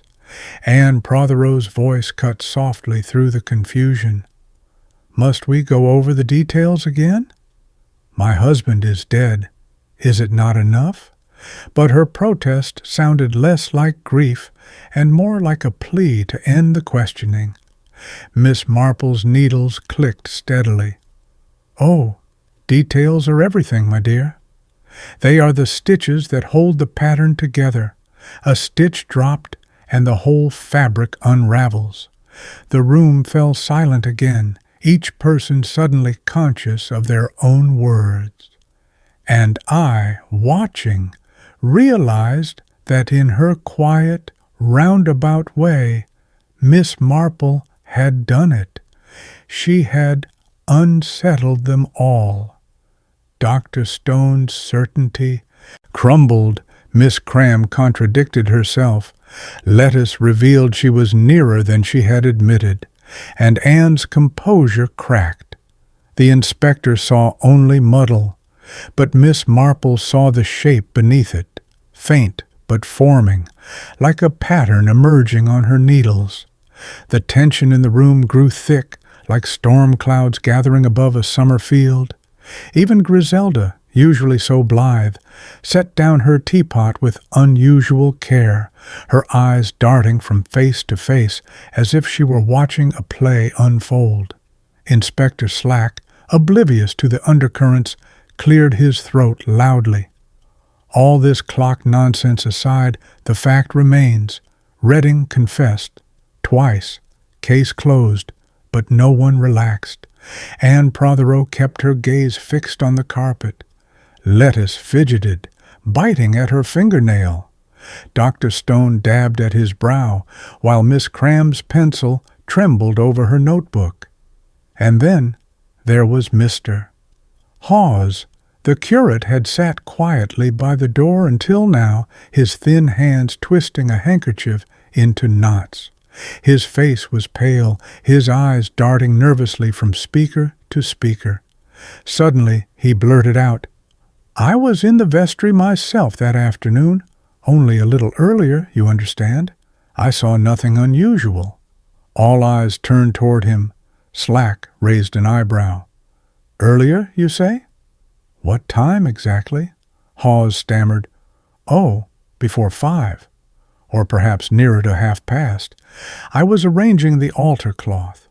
Yes, that's it. Miss Marple's needles paused mid-click.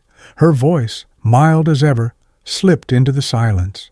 How very diligent of you, Mr. Hawes. Yet the altar cloth was quite untouched when I looked in on Tuesday morning. I remember it well. A curious crease running down the center. The curate's face flushed scarlet. Perhaps I was mistaken. I may not have touched it after all, Slack snorted. Another muddled memory. You villagers can't tell the time or what you're doing. No wonder we policemen have to step in. But I saw Miss Marple's eyes narrow, bright, and intent. She had caught the slip. Hawes had placed himself in the vestry before the murder, and then scrambled to erase the detail when challenged. Anne Protheroe suddenly rose, her voice sharp. "Must we endure this circus? My husband is dead, and we sit here as though it were a parlor game." Her outburst startled even Slack. Lawrence half rose as if to go to her, but the constable at his side restrained him. Lettice muttered something under her breath and flung herself back against the cushions. Miss Marple resumed her knitting, her expression serene. "Yes, it is dreadful, Mrs. Protheroe. But sometimes the truth hides in dreadful places. One must be patient, for patterns take time to appear." Her needles clicked again, but I noticed how intently she studied the curate, whose eyes were fixed on the floor, his handkerchief shredded between his fingers. The storm was breaking, and though Slack still strutted in his certainty, I knew, as Miss Marple knew, that the curate's slip had changed everything. The atmosphere in the vicarage drawing-room was electric, as though the very air had tightened around us. Each word, each glance seemed weighted, dangerous. Even the fire sputtered in the grate, as if reluctant to burn. Inspector Slack broke the tension with his usual bluster. He clapped his hands together and barked, "Well, that's quite enough of this. Chiming clocks, altar cloths, muddled memories. It's all nonsense. The facts are simple. Redding confessed, the revolver was found, and that's the end of it." He turned to me with a triumphant glare. "You'll see, Vicar, the magistrate will commit him without hesitation. These little drawing-room dramas may amuse the ladies, but justice requires facts." Griselda arched an eyebrow. "Facts, Inspector? Or the bits of facts you like best?" Slack flushed, but ignored her. He marched toward the door, calling for his sergeant, who dutifully followed him out. The sound of his boots faded down the hall, leaving behind only the uneasy silence of those who remained. Anne Protheroe rose abruptly. "I cannot bear this any longer," she said, her voice tight. She swept from the room, Lettice trailing behind her with an air of angry defiance. Dr. Stone and Miss Cram followed soon after, whispering urgently together, their faces pale. Mr. Hawes lingered, his eyes darting nervously toward Miss Marple, then fled as though her calm gaze had burned him. At last, only Miss Marple, Griselda, and I remained.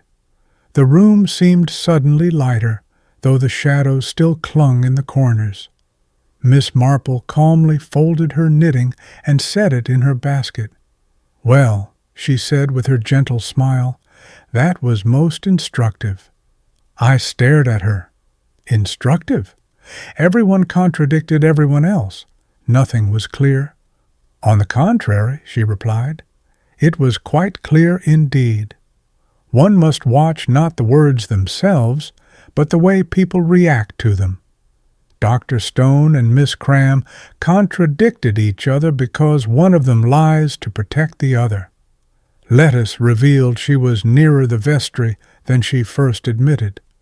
Anne broke her composure when pressed, showing her fear. And poor Mr. Hawes, well, he placed himself in the vestry at a time he ought not to have been there. That is most telling. Griselda leaned forward eagerly. "So you know who did it?" Miss Marple's eyes twinkled. "Not yet, my dear. But I know who did not. The innocent often tie themselves in knots when pressed, but their knots are of confusion. The guilty tie their knots much more carefully. and when one sees the care, one knows where to look. She lifted her knitting bag, rose, and gave us both her sweetest smile. Tomorrow, I think, will bring us closer. A little test or two, nothing dramatic, just enough to let the threads show themselves. And then, perhaps, the pattern will be plain, as she stepped out into the cool night air. The church clock struck 8, its chimes echoing across the village. I watched her small figure vanish into the twilight, serene and determined, her needles clicking faintly in the distance like the ticking of fate itself. And I knew with sudden certainty that the case was no longer in Inspector Slack's hands. It was in hers. Chapter 11. Miss Marple Sets a Trap. The next morning dawned bright and sharp, sunlight spilling over the thatched roofs of St. Mary Mead. It was the kind of day that seemed to promise peace, yet beneath the calm lay tension waiting to snap. Inspector Slack came stomping into the vicarage after breakfast, notebook in hand, mustache bristling with satisfaction. "It's all arranged, Vicar. Redding will be committed to trial. No more fuss. Justice done." Griselda, sipping her coffee, said lightly, "Justice, Inspector?" Or convenience. Slack glowered but said nothing. I thought of Miss Marple. She had not joined us that morning, which was never a good sign. When Miss Marple kept to herself, she was usually at her busiest.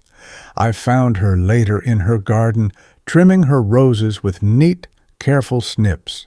She greeted me cheerfully. "Such a fine day, Vicar. One would almost forget murder in the air." Almost, I frowned. "Inspector Slack believes the matter settled." "Yes," she said mildly, "but then he would. He has his confession and his revolver, but confessions can be false, and revolvers can be planted. No, Vicar, the truth is elsewhere. We must coax it out." "Coax it out?" I repeated. Her eyes twinkled. "People reveal themselves in little ways, if given the chance. I thought, this afternoon, perhaps we might hold a small gathering at the church hall, a parish committee meeting, nothing more. Dr. Stone and Miss Cram are always eager to speak of their excavation.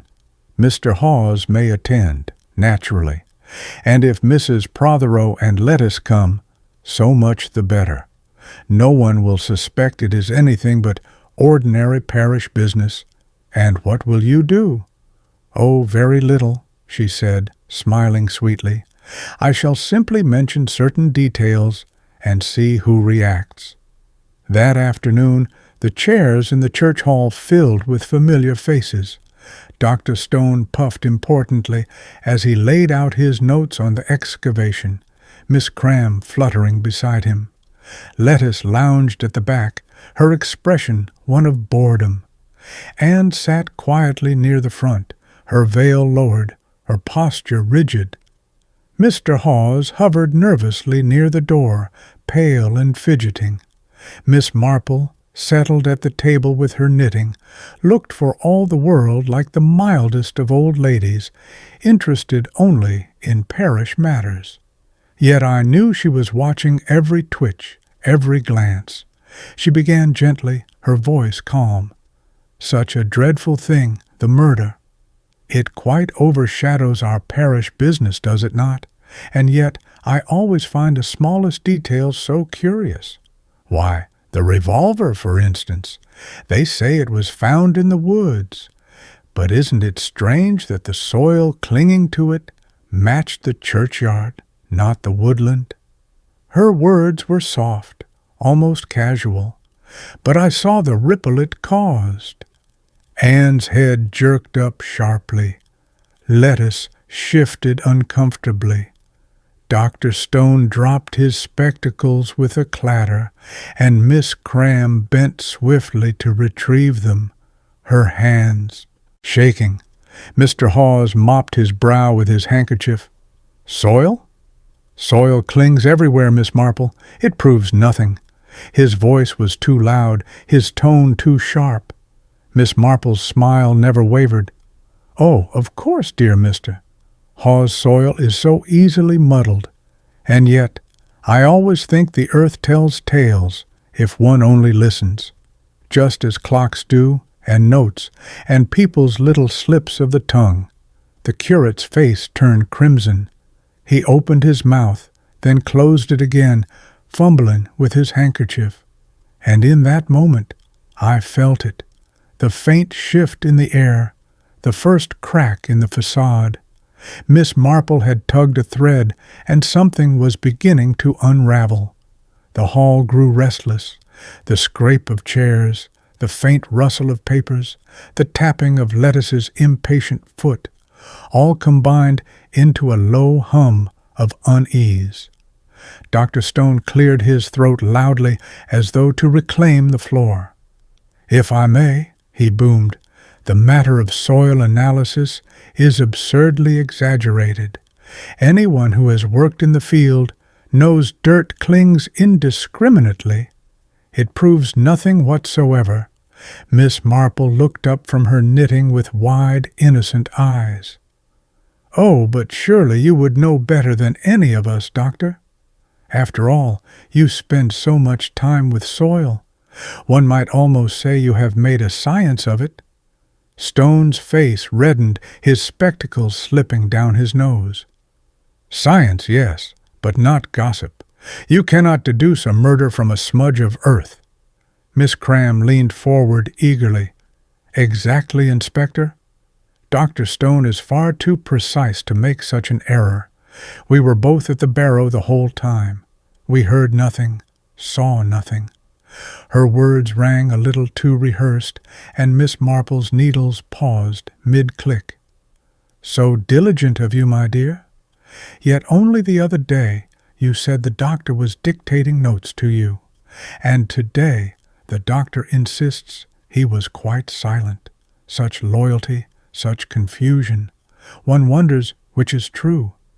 Miss Cram flushed scarlet and dropped her notebook. Stone snapped, "You meddle, madam!" But his voice lacked conviction. Before Slack could bark at them all to be silent, Miss Marple turned, as if quite absent-mindedly, toward Anne Protheroe. "And you, my dear, how brave you have been! To lose your husband so cruelly, and yet to endure all this suspicion. Why, people even whisper that you were not in the garden at 6 at all, but in the study with his papers. What a dreadful misunderstanding that must be!" Anne stiffened visibly, her pale hands knotting together in her lap. "Lies," she said in a low voice. "All lies. I was in the garden." Of course," Miss Marple said soothingly. "And yet, how curious that your maid was so certain she saw you with papers in hand, walking toward the study. One always admires servants for their sharp eyes, don't you find? They notice the smallest things." Anne rose suddenly, her veil trembling. "I will not be spied upon in my own home. My husband is dead, and I am hounded as though I killed him." The hall fell silent. Even Slack looked unsettled for once. Miss Marple folded her knitting neatly into her bag, her smile calm as a summer morning. "Oh, my dear, no one accuses you. We only observe. And sometimes observation is the surest path to truth." Anne sank back into her chair, her face hidden, while Lettuce muttered angrily under her breath. Dr. Stone adjusted his notes with shaking hands. Miss Cram twisted her kerchief until it nearly tore. And Mr. Hawes, poor fellow, dabbed his forehead with a handkerchief already damp beyond use. One by one, the threads of calm were fraying. Miss Marple had only plucked gently at them, but the fabric was beginning to unravel. The silence after Anne's outburst hung heavy in the hall. For a moment, even Inspector Slack seemed uncertain. Then Lettuce laughed suddenly, the sound sharp, brittle, almost reckless. "Oh, do stop pretending," she snapped. "We all wanted him dead. Mother hated him, Lawrence hated him, I hated him most of all. He made our lives miserable. Why shouldn't one of us have done it?" Her words struck like a slap. Anne turned her head sharply, color draining from her face. Lawrence, pale and tense under the constable's watchful eye, half rose in protest. Miss Marple's knitting needles clicked softly. "Hatred is very natural in the young, my dear, but hatred is not the same as murder. You were near the lane, were you not? Did you perhaps see someone else approach the church?" Lettuce faltered. I don't remember." "Ah," Miss Marple said gently, "but you remembered the church clock chiming, didn't you? You were so certain of that. How strange to recall one thing so clearly and forget the rest. Unless, of course, there is something you prefer not to recall." Lettuce flushed scarlet, her eyes flashing. "You twist everything. I didn't see anything, do you hear?" She flung herself back into her chair, arms crossed, face turned away. But her outburst had spoken louder than her denial. Across the room, Mr. Hawes shifted in his seat. His pale face shone with sweat, his hands trembling as they twisted his sodden handkerchief into knots. His voice broke into the silence, high-pitched and desperate. It could have been anyone. The vestry was open all afternoon. Anyone could slip in unseen. Why question me? Why look at me as though— He stopped, choking on his words. Inspector Slack frowned. "No one was looking at you, Mr. Hawes, unless you've something to confess?" The curate blanched. No, I was only passing by. I heard nothing, saw nothing, nothing at all." Miss Marple's eyes lifted calmly, her voice soft as lace. "But you said yesterday you went in to arrange the altar cloth." "Such diligence! And today you say you heard nothing, saw nothing. Which is it, Mr. Hawes?" The curate stammered, his face crimson. I must have been mistaken. My memory fails me." Miss Marple smiled kindly. "Yes, memories are curious things. They fail most often when one tries very hard to make them do so." Hawes bowed his head, his hand shaking so violently that the handkerchief tore in two. A murmur rippled through the room. Slack, oblivious, grunted. "Bah! Another muddle. The man's a nervous wreck, that's all. He's got nothing to do with it." But I saw what Slack did not. Miss Marple's bright eyes fixed on the curate, watching not only his words, but the panic beneath them. He was not merely nervous, he was terrified. The trap was tightening, and though Slack still dismissed it all as village muddle, I felt the current shift. Someone was very close to breaking. The tension in the hall had become unbearable. Lettuce sulked in sullen silence, her eyes glittering with unshed tears. Anne sat stiff and white, her veil trembling faintly. Dr. Stone rearranged his papers again and again, his spectacles fogged with nervous breath, while Miss Cram clutched her notebook like a lifeline. And in the corner, Mr. Hawes hunched forward, his face buried in his shaking hands. The torn scraps of his handkerchief scattered on the floor like confetti after a funeral. Miss Marple's needles clicked gently, the sound steady and soothing against the strained silence. At last she looked up with her mild smile. "Well," she said softly, "we have all talked enough for one afternoon. It is such a heavy subject, and I dare say we are none of us quite ourselves. Perhaps we had best take a little rest. I shall ask Griselda to make more seed cake for our next meeting. Nothing comforts quite so much as cake. Her tone was so ordinary, so grandmotherly, that a ripple of relief passed through the room. One by one the guests rose. Dr. Stone swept out pompously, Miss Cram fluttering anxiously at his side. Lettuce stalked away, head high, Anne following with her veil drawn low. Lawrence was led back under guard, his face set and pale. Mr. Hawes stumbled after them all, his step unsteady, his shoulders hunched as though under a crushing weight. When they had gone, Inspector Slack let out a bark of laughter. Well, that was a waste of time. Parlor games and chatter, not an ounce of sense in it. You old ladies do like to amuse yourselves, don't you? Miss Marple only smiled sweetly, tucking her knitting into her bag. Oh, Inspector, you mustn't be too harsh. Sometimes chatter reveals more than silence if one listens carefully. Slack snorted and stomped out, muttering about muddled villagers. When at last the hall was empty save for us, I turned to Miss Marple. Do you mean you learned something today? Her eyes gleamed. Oh, yes, Vicar. Quite a lot. Dr. Stone blustered too much. Miss Cram contradicted herself. Lettuce revealed more than she meant, and Mrs. Protheroe showed her fear. But most telling of all was Mr. Hawes. Did you see how he broke apart? His words, his trembling, his desperate denial? He knows more than he has admitted. Far more. I shivered. Do you think he— She shook her head gently. Not yet. But he is a thread, Vicar, and if one pulls the right thread, the whole knot will unravel. She lifted her bag, smiling as though nothing more serious than a parish meeting had taken place. For now, let us leave them to their nerves. Tomorrow, perhaps, a little tug at the thread.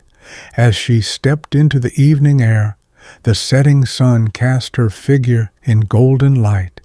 She looked every inch the sweet, harmless old lady. But I knew better.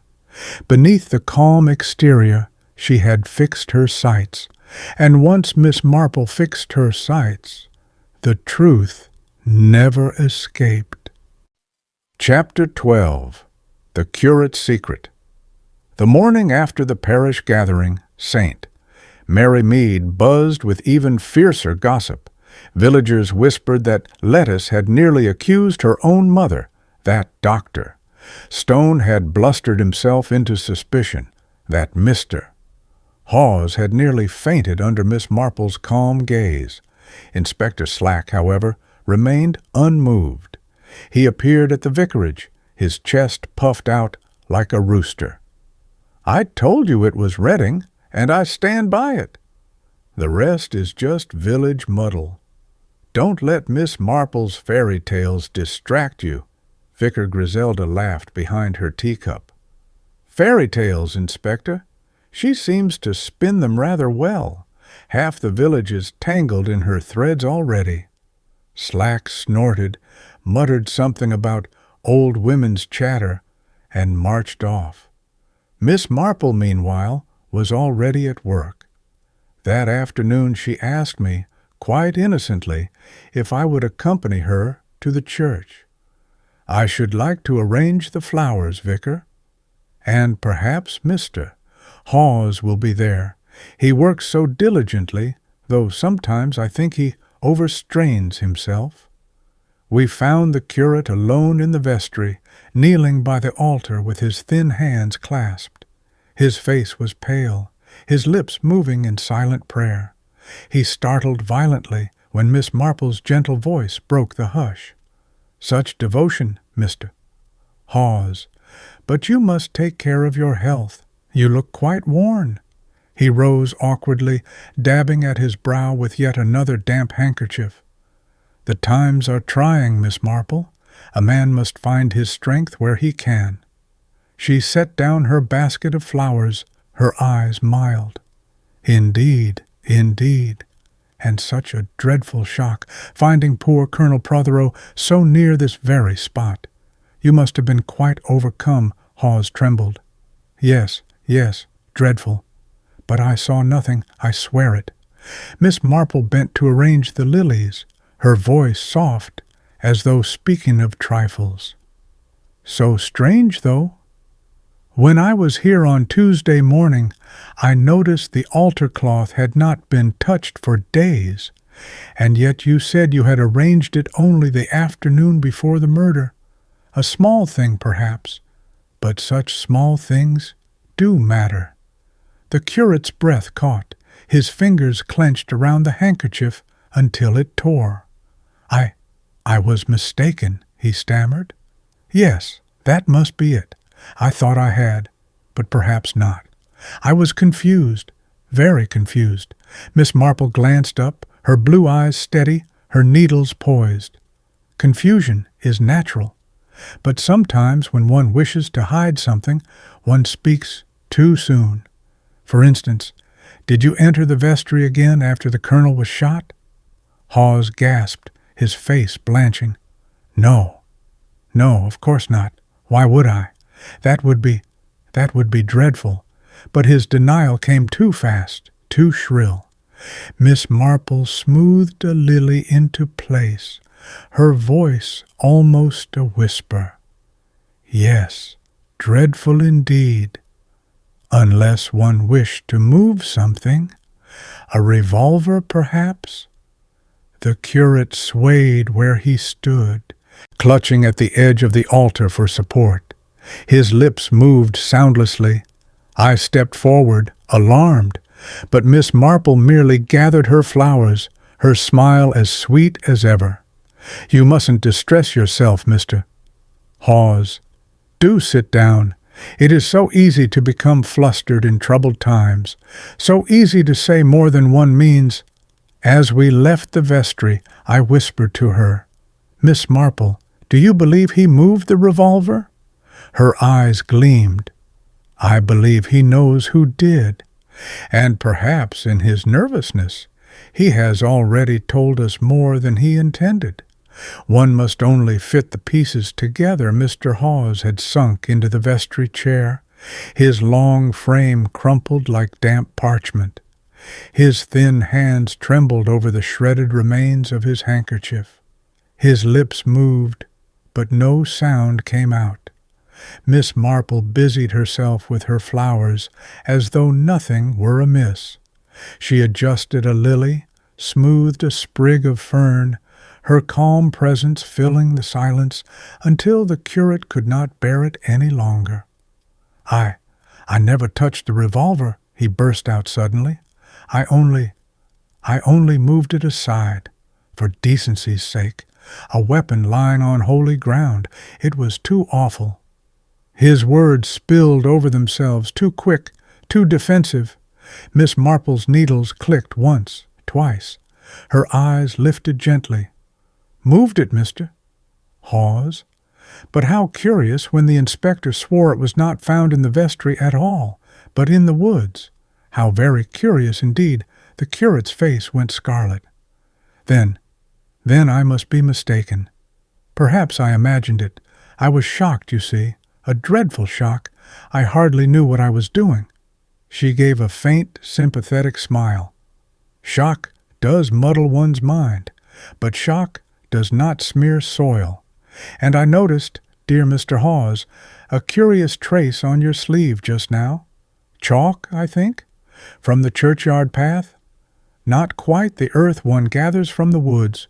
Hawes jerked his arm away, as though burned, staring at the faint, pale dust that clung stubbornly to the fabric of his cassock.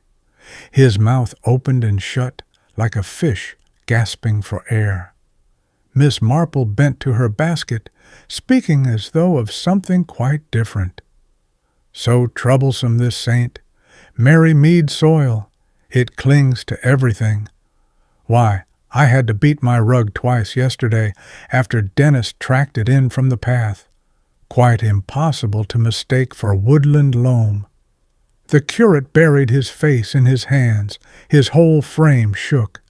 I only wished to spare the village scandal. To spare her. He choked off the rest, his shoulders heaving. I looked helplessly at Miss Marple. "Spare whom?" I whispered. But Miss Marple only shook her head, her eyes very bright. "Not yet, Vicar. Let him keep his burden a little longer. He has told us enough already, far more than he realizes." She lifted her flowers, her voice once again calm and sweet. "Rest, Mr. Hawes. You look quite overcome. We shall say nothing to the inspector, not yet."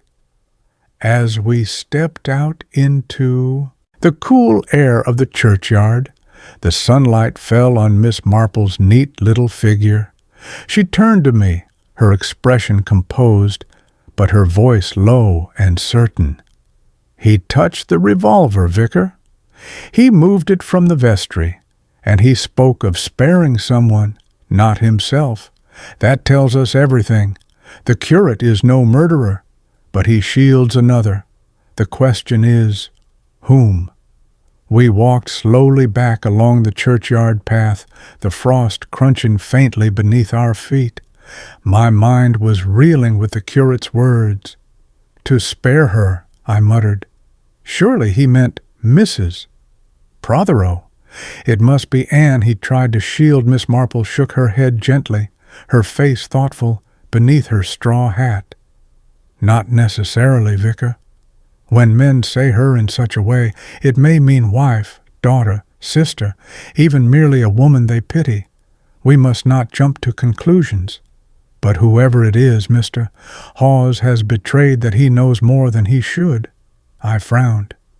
"But if he moved the revolver, does that not make him complicit?" Her needles clicked softly as we walked. "Not complicit, I think. Weak, easily swayed. He is a man who fears scandal more than sin, which is a dangerous quality in a clergyman. To move the revolver was foolish, but it tells us something. He did not want the inspector to know where it truly lay. We paused at the lich gate. She glanced back at the church tower, her eyes narrowing. "He mentioned sparing her. Now, ask yourself, Vicar, who in this village would a timid, nervous curate feel compelled to protect? Not Lettuce.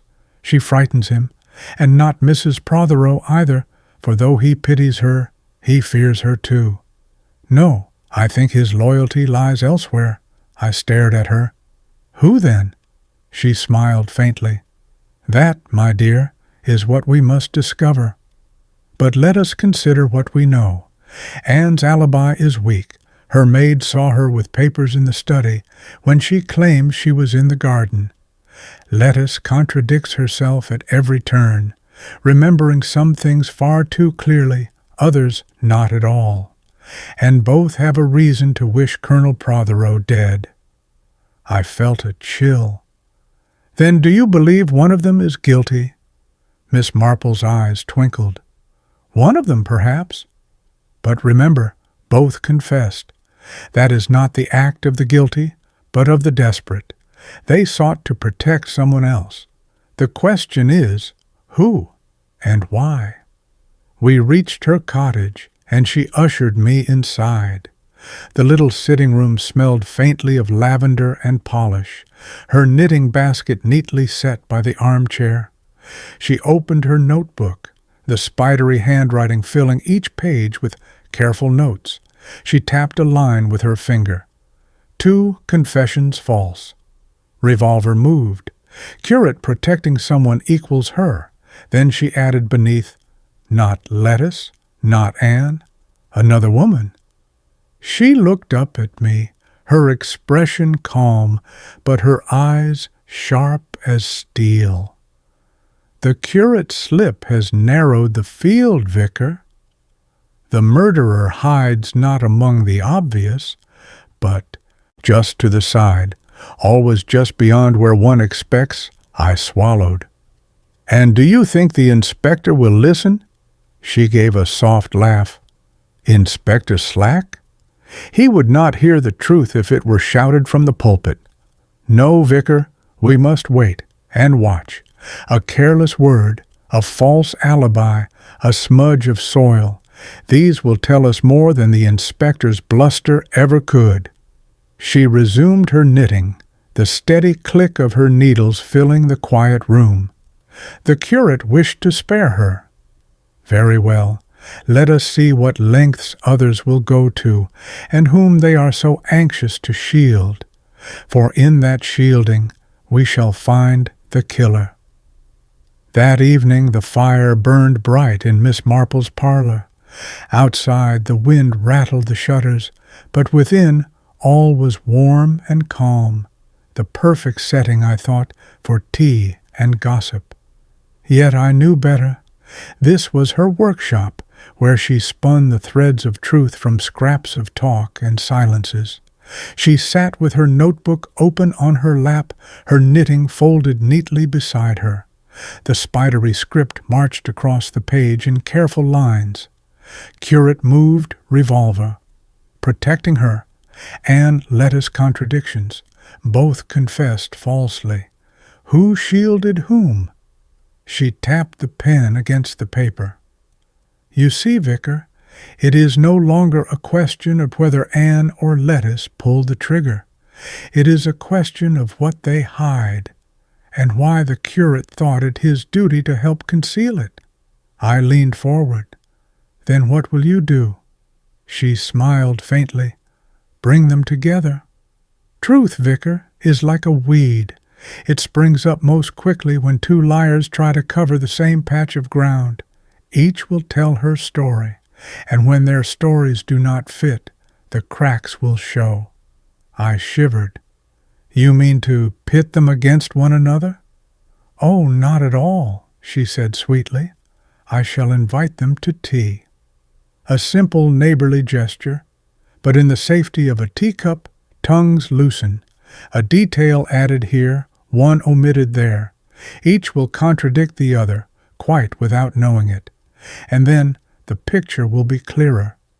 She closed her notebook with a snap and tucked it away. Her eyes gleamed with quiet determination.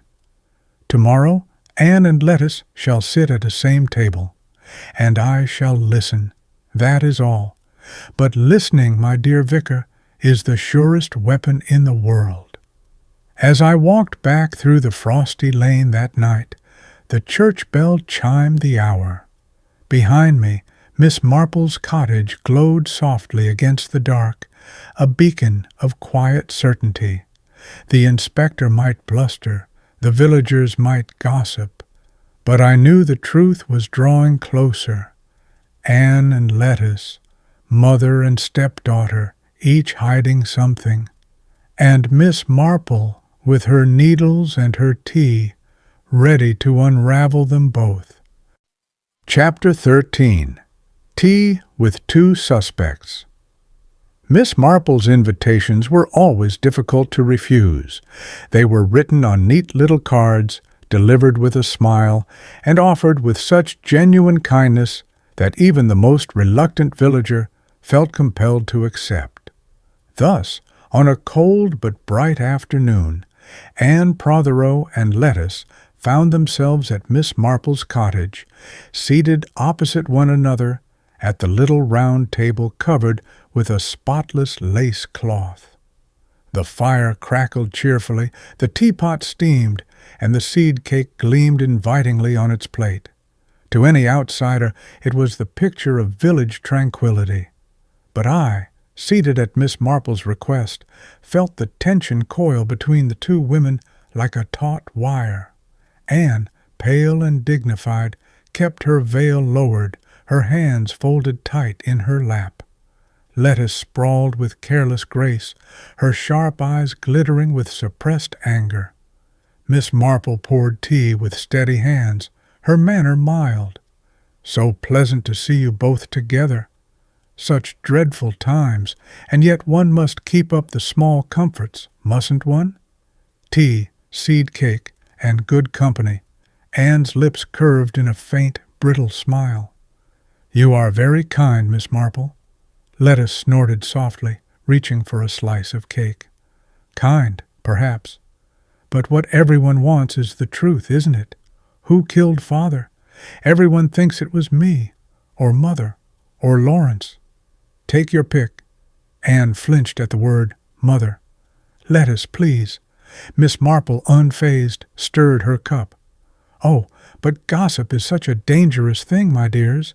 People see so much, and yet so little. Why, only the other day, Clara, your maid, told me she saw you, Mrs. Protheroe, with papers in your hand near the study. Such a sharp-eyed girl. And yet you have always said you were in the garden at the time. How curious, don't you think?" Anne's composure trembled. The girl was mistaken. I went into the garden later. She must have confused the hour. Lettuce leaned forward, her eyes flashing. "No, she didn't. I saw you myself with the papers. You were trembling all over. Don't deny it." The words fell like stones into the quiet room. Anne's face went white. "Lettuce, you are imagining things. You were nowhere near." "Oh, but I was," Lettuce cut in fiercely. "I saw you through the window before I ran down the lane. You were standing in the study, clutching those papers as though they were poison. And you were crying." Anne's lips parted, but no words came. She looked stricken, her hands twisting in her lap. Miss Marple's smile remained gentle, but her eyes gleamed.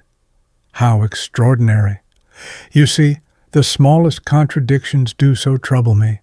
Mrs. Protheroe, you insist upon the garden. Miss Lettuce, you insist upon the study.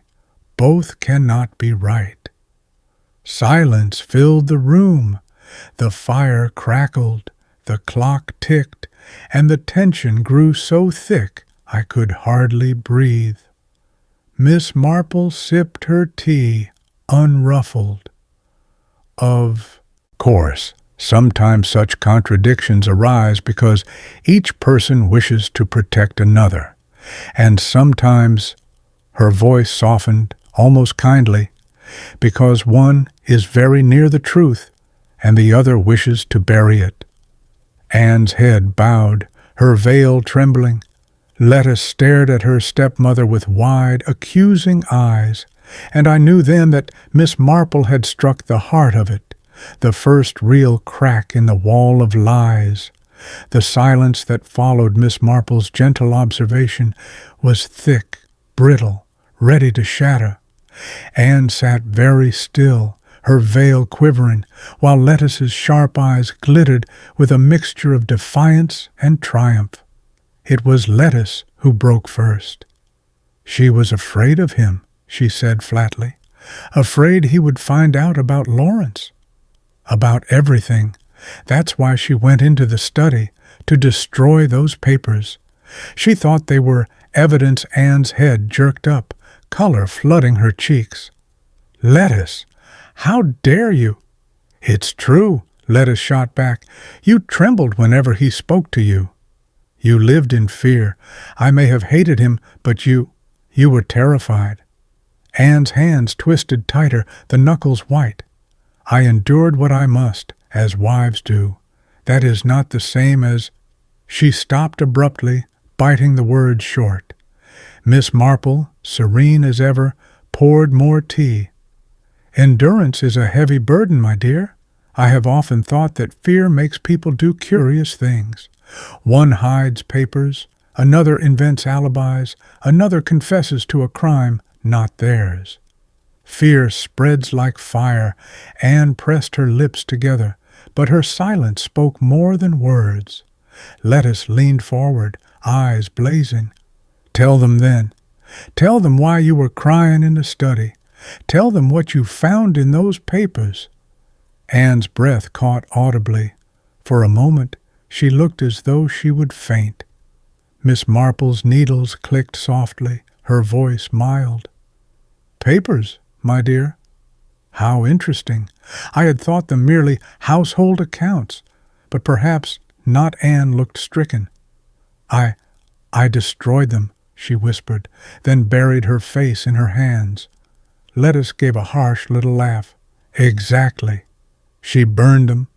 Father kept records of everything, debts, secrets, names. He wrote it all down. She didn't want anyone to see. I stared at Anne, horrified. Then you admit you interfered with evidence?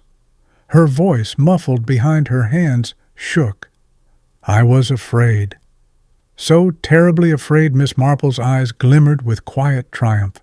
She had not raised her voice, not demanded a confession, yet the truth had spilled. Anne had destroyed the Colonel's papers. Fear had driven her, not guilt. And Lettuce, in her fury, had betrayed her stepmother's secret to us all. The air between them crackled now with something darker than suspicion, a bitter mixture of loyalty and betrayal, of hatred and protection. Mother and stepdaughter, bound together not by love, but by the shadow of a dead man. Miss Marple sipped her tea as though nothing were amiss. Such dreadful strain you both have suffered. No wonder you contradict one another. But you see, my dears, even half-truths point the way if one listens carefully. She set down her cup with a delicate clink. And I am listening. The air in Miss Marple's cottage was no longer cozy. The lace tablecloth, the steaming teapot, the slices of seed cake, all looked suddenly like props on a stage where the two women were locked in combat. Anne, pale and trembling, sat rigid in her chair, her veil half lifted to reveal a face lined with strain. Lettuce leaned forward, her sharp eyes glittering, her voice cutting like a knife. You see, Lettuce said bitterly, she's hiding things. She always has, and now she expects me to play the fool and pretend I saw nothing. Anne turned on her sharply. You hate me, Lettuce, because I took your father's place in the house. You hated him too, but you hate me more. Don't deny it. Lettuce's laugh was short and harsh. Oh, I don't deny it, but at least I never pretended. You smiled at him at dinner and trembled in private. I hated him openly. Miss Marple's needles clicked, her voice calm, almost soothing. Hatred is honest, perhaps, but fear makes people careful, so careful they sometimes forget their own words. Tell me, Mrs. Protheroe, you said just now you destroyed the Colonel's papers the night before the murder, did you not? Anne stiffened. Yes, I burned them. Miss Marple's head tilted gently. And yet, Lettuce, you said you saw her clutching them in the study on the evening of the murder. Which is it, I wonder? Burned before, or still in her hand after? The contradiction fell into the room like a heavy stone. Anne's lips parted. I must have misremembered the time. Lettuce leaned forward fiercely. No, I saw you. That very evening. You were holding them, and you were weeping. Don't lie. Anne's hands twisted in her lap. Then perhaps I had not finished burning them. Perhaps some were left. Miss Marple smiled faintly, her eyes bright. How curious. You see, it is always in such muddles that truth slips through. One burns papers before an event, or after. One cannot do both. Anne looked stricken. Lettuce pressed her advantage. Tell her, then. Tell her what you burned. His ledgers, his lists of names, or was it something worse? Anne's voice was little more than a whisper. Letters. The word hung in the room, heavy with meaning. Letters? Miss Marple repeated softly. Ah, now that is interesting. Not ledgers, not accounts. Letters. Personal, then. Something one might fear another would see. Anne buried her face in her hands. Lettuce's laugh rang sharp again. Lawrence's letters, of course. She was terrified Father would find them. terrified he'd know the truth. Anne gave a low moan.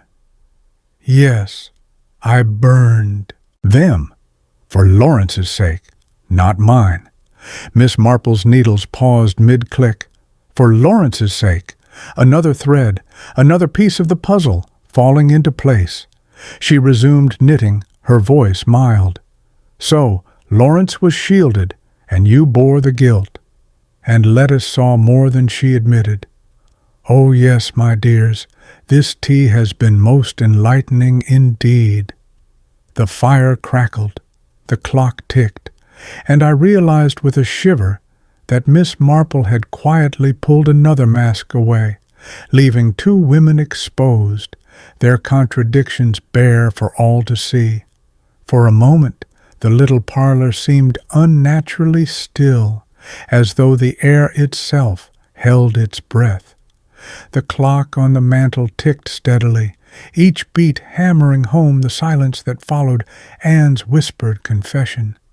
Lettice sat back, arms folded, her eyes alight with bitter triumph. There, now everyone knows. She burned Lawrence's letters. She protected him, not me, not herself. All was him. Anne lifted her head, her eyes glistening.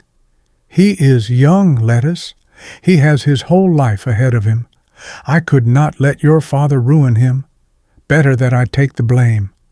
Her voice faltered, and for a moment even Lettice's defiance seemed to soften. But then she turned away sharply, her chin high. Miss Marple's needles clicked once, twice, then fell silent. She set them aside and folded her hands primly in her lap. Her voice, when she spoke, was calm as ever, yet carried an unmistakable weight. So, papers burned, letters destroyed, confessions offered and withdrawn, alibis that shift like mist. You see, my dears, this is precisely how truth reveals itself, not all at once, but piece by piece, contradiction by contradiction, until the pattern is plain. Anne's shoulders trembled. Lettice stared at the fire, her face tight, her lips pressed into a thin line. Miss Marple rose, smoothing her skirt, as though nothing extraordinary had been said. I thank you both for your company. It is such a comfort to share tea in troubled times, and such times they are when each word we speak matters more than we realize. She smiled at each of them in turn, gentle as a grandmother. You need not fear me. I am only an old woman with her knitting, but I do listen, and I do remember Anne stood shakily, murmuring her thanks, her voice thick with exhaustion. Lettice followed, muttering something half defiant, half weary. The two women left together, their footsteps fading down the frosty lane. The door closed behind them. Silence settled once more. I turned to Miss Marple, my heart still pounding. You believe them guilty? Her eyes gleamed with quiet fire. Guilty? Number. Not both. Perhaps not either. But their lies shield another, and that other is very close indeed. One more thread, Vicar, one more tug, and the knot will loosen. The truth is almost in hand. She picked up her knitting again, the steady click of needles filling the room. Tomorrow, perhaps, we shall see the final mask fall. I shivered, for in her calm certainty I heard not comfort, but inevitability. The net was closing. Chapter 14. The Last Tug at the Knot. The morning broke cold and gray, a heavy mist clinging to the hedgerows of St. Mary Mead. The church bell tolled hollow in the fog, as though morning lingered still in the village air. Inspector Slack arrived at the vicarage early, thumping his boots on the mat, his mustache stiff with indignation. Blast it all, Vicar! Miss Marple's tea parties are wasting time. The magistrate's clerk has signed off. Redden will be committed. A clean case, tied with a bow, and I'll not have it muddled by old wives' tales." Griselda leaned against the mantel, her lips twitching with amusement. "My dear Inspector, the trouble with bows is that they do come undone when tugged." Slack bristled. "Rubbish." But I knew what she meant. Miss Marple had already promised that the knot was loosening, and today she meant to pull the final thread. By mid-morning we were again in the vestry. Miss Marple stood small and neat beside the altar, her eyes sweeping the cold stone room with its shadows and echoes. She touched the altar cloth gently, smoothing its crease, as though searching for something unseen. "The revolver," she murmured, "was moved after the murder." The curate admitted as much, though he did not mean to, and yet the inspector insists it was found in the woods. Such a muddle, is it not? But muddles often mean someone has been tidying away too neatly. Slack snorted. "It means the curate's a fool, nothing more." He probably imagined the whole thing. Miss Marple smiled faintly. "Oh, but fools sometimes tell the truth, Inspector. It is the clever ones who hide it." She bent to the floor, her hand brushing a faint patch of pale dust along the flagstones. "Chalk, the same as on Mr. Hawes's sleeve, freshly disturbed, not more than a day old, and see," she traced the line with her finger, "as though something heavy had been dragged a short way, then lifted." Slack leaned closer, frowning. "Dragged? What in heaven's name would be dragged in here?" Miss Marple's eyes glimmered. "A body, perhaps, or a chair, or a man, already dead, positioned to appear otherwise." The word struck me like a blow. "You mean the colonel was not shot here at all?" Her needles clicked softly in her bag. "I mean that what we take for granted may not be so.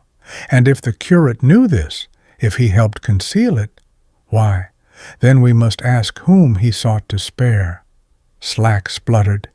"Conspiracy nonsense. You've nothing but dust and old women's tales." But even as he spoke, I saw it. A faint tremor in his hand as he touched the dust, as though he felt the weight of her suggestion. Miss Marple straightened, her expression mild. "No dust lies where none has been disturbed, Inspector.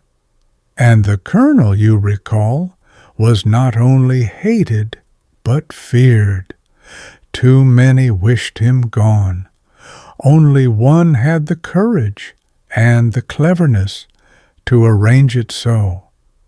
Her eyes swept the vestry, calm but unyielding. "The net is closing. One more question, one more slip, and the truth will stand plain.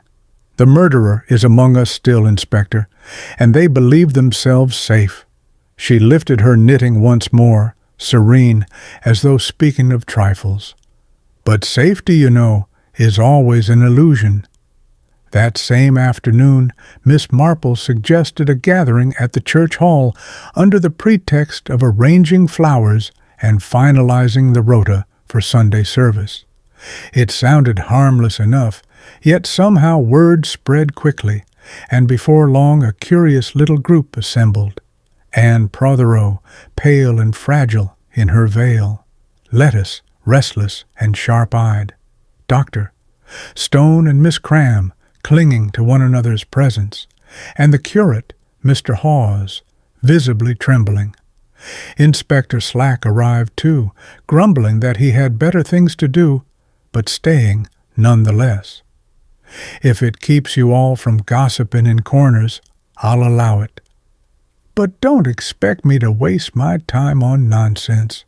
Miss Marple presided at the table, her knitting in her lap, her face sweet and calm. "How kind of you all to come. I thought with the dreadful events weighing on us, a little talk might ease our hearts, and perhaps we may clear up a few muddles. Such muddles they are, with clocks and papers and recollections all jumbled together. She sipped her tea, then let her gaze wander casually. Take the revolver, for instance.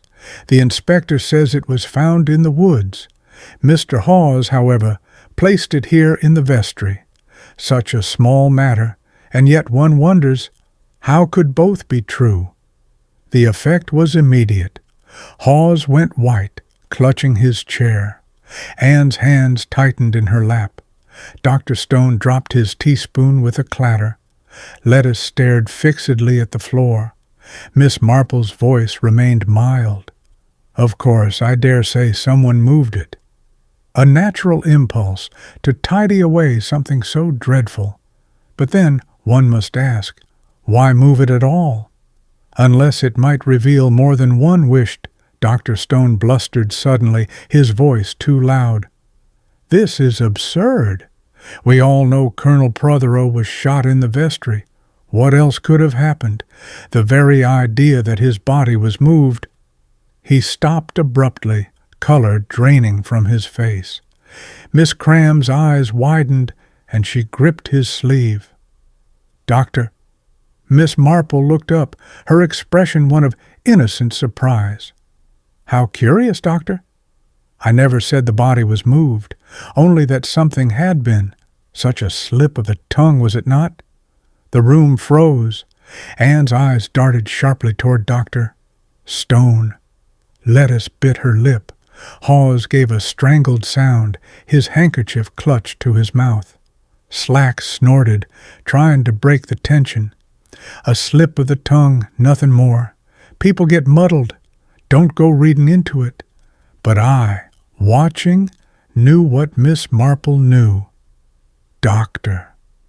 Stone had spoken too quickly, too defensively, naming aloud the very suspicion she had only implied. Miss Marple resumed, her knitting, her needles clicking softly. Yes, muddles do occur, and yet muddles are most revealing, don't you think? They show where the mind has strayed, and sometimes they show the truth hiding beneath. Dr. Stone shifted uncomfortably, his bluster gone, his face damp with sweat. The mask had cracked. For a moment, the church hall seemed to echo with Dr. Stone's blurted words. His denial hung heavy in the air, too quick, too sharp, too revealing. Miss Marple only smiled, the picture of grandmotherly calm, as she clicked her needles once, twice, before setting them down. How very interesting, she said softly. A body moved, a revolver misplaced, clocks that do not agree. It is rather like knitting, isn't it?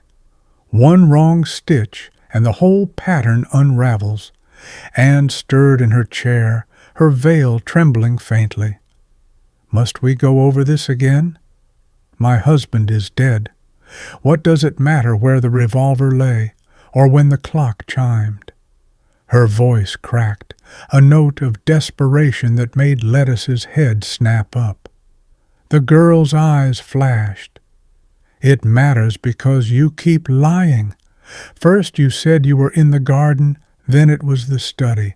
Now you say it doesn't matter at all. Well, it does matter.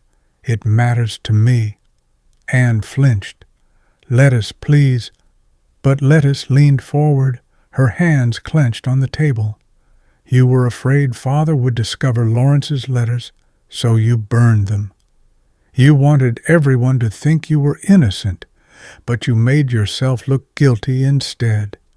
You're dragging us all down with you. Anne's lips parted, a moan escaping her throat. I was only trying to protect. She stopped abruptly, biting the words short. Miss Marple's eyes gleamed. Protect whom, my dear? Lawrence, perhaps? Or yourself? Or someone else entirely? Anne shook her head, her hands trembling. I cannot. I must not. Lettuce's voice rose, shrill with anger. Oh, she'll never admit it. She'd rather let them hang Lawrence than tell the truth, but I saw her that night. I saw her crying with those papers. She wasn't in the garden at all. Lettuce! Anne's cry rang through the hall, raw and desperate. Miss Marple folded her hands, her face calm, but her voice sharp with quiet precision. So you both place yourself near the study that evening. And yet the colonel was shot in the vestry. How curious that no one seems able to account clearly for their own steps, except by contradicting one another. The silence that followed was suffocating. Dr. Stone shifted uncomfortably. Miss Cram clutched her notebook tighter, and poor Mr. Hawes looked as though he might faint. Anne bowed her head, her voice barely audible. I was afraid. That is all.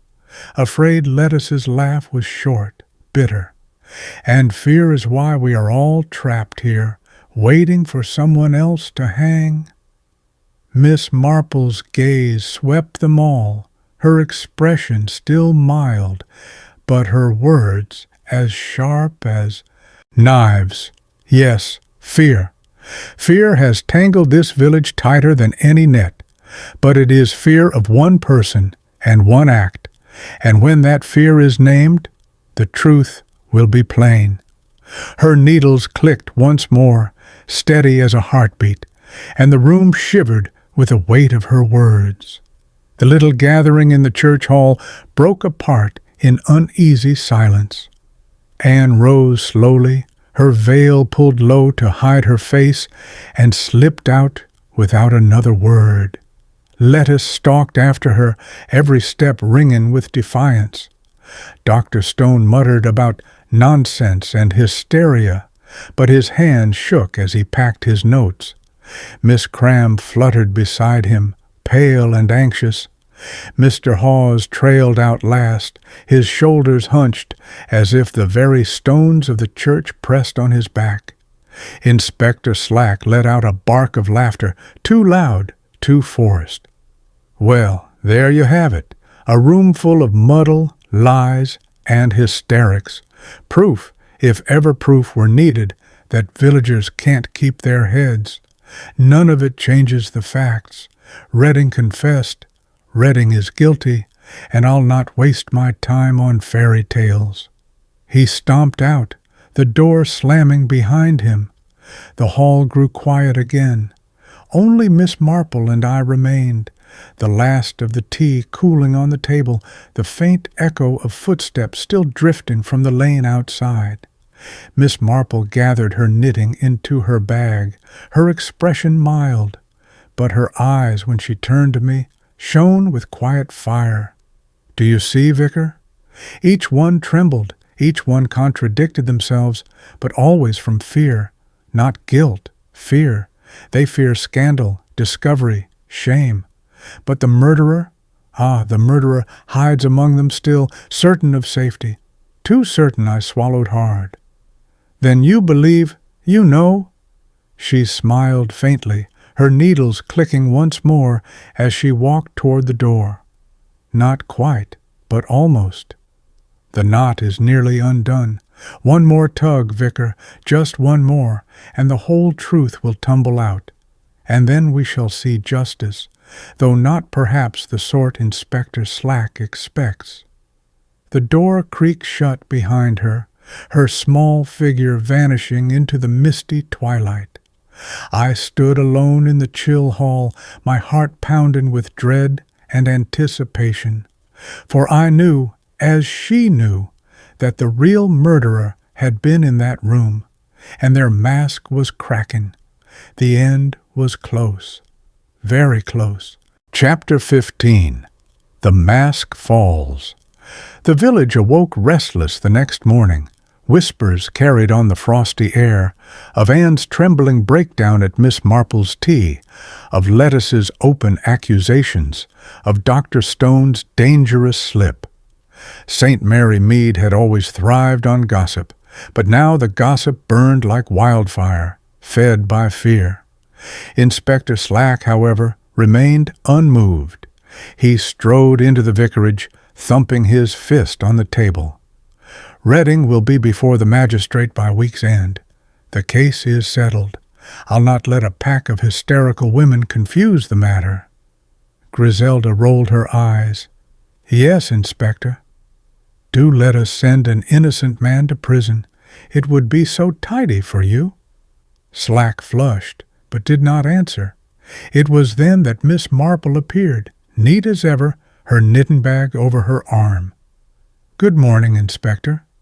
Such a chill in the air today, is there not? I thought it might be a good idea to hold a small gathering this evening at the Vicarage. Only a little talk to ease people's nerves. You must come, of course, and we must have everyone concerned present."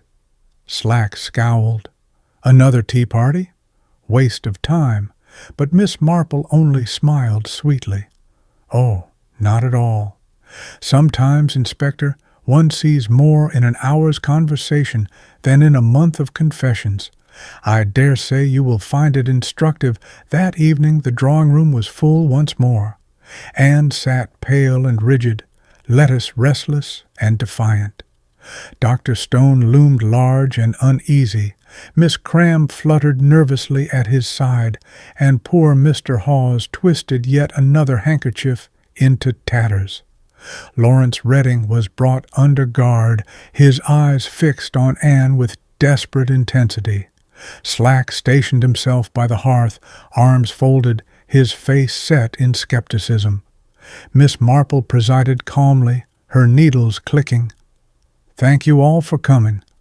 I thought it best that we meet, for gossip has run wild, and yet truth has a way of surfacing if we are patient. I should like to speak of the Colonel's watch."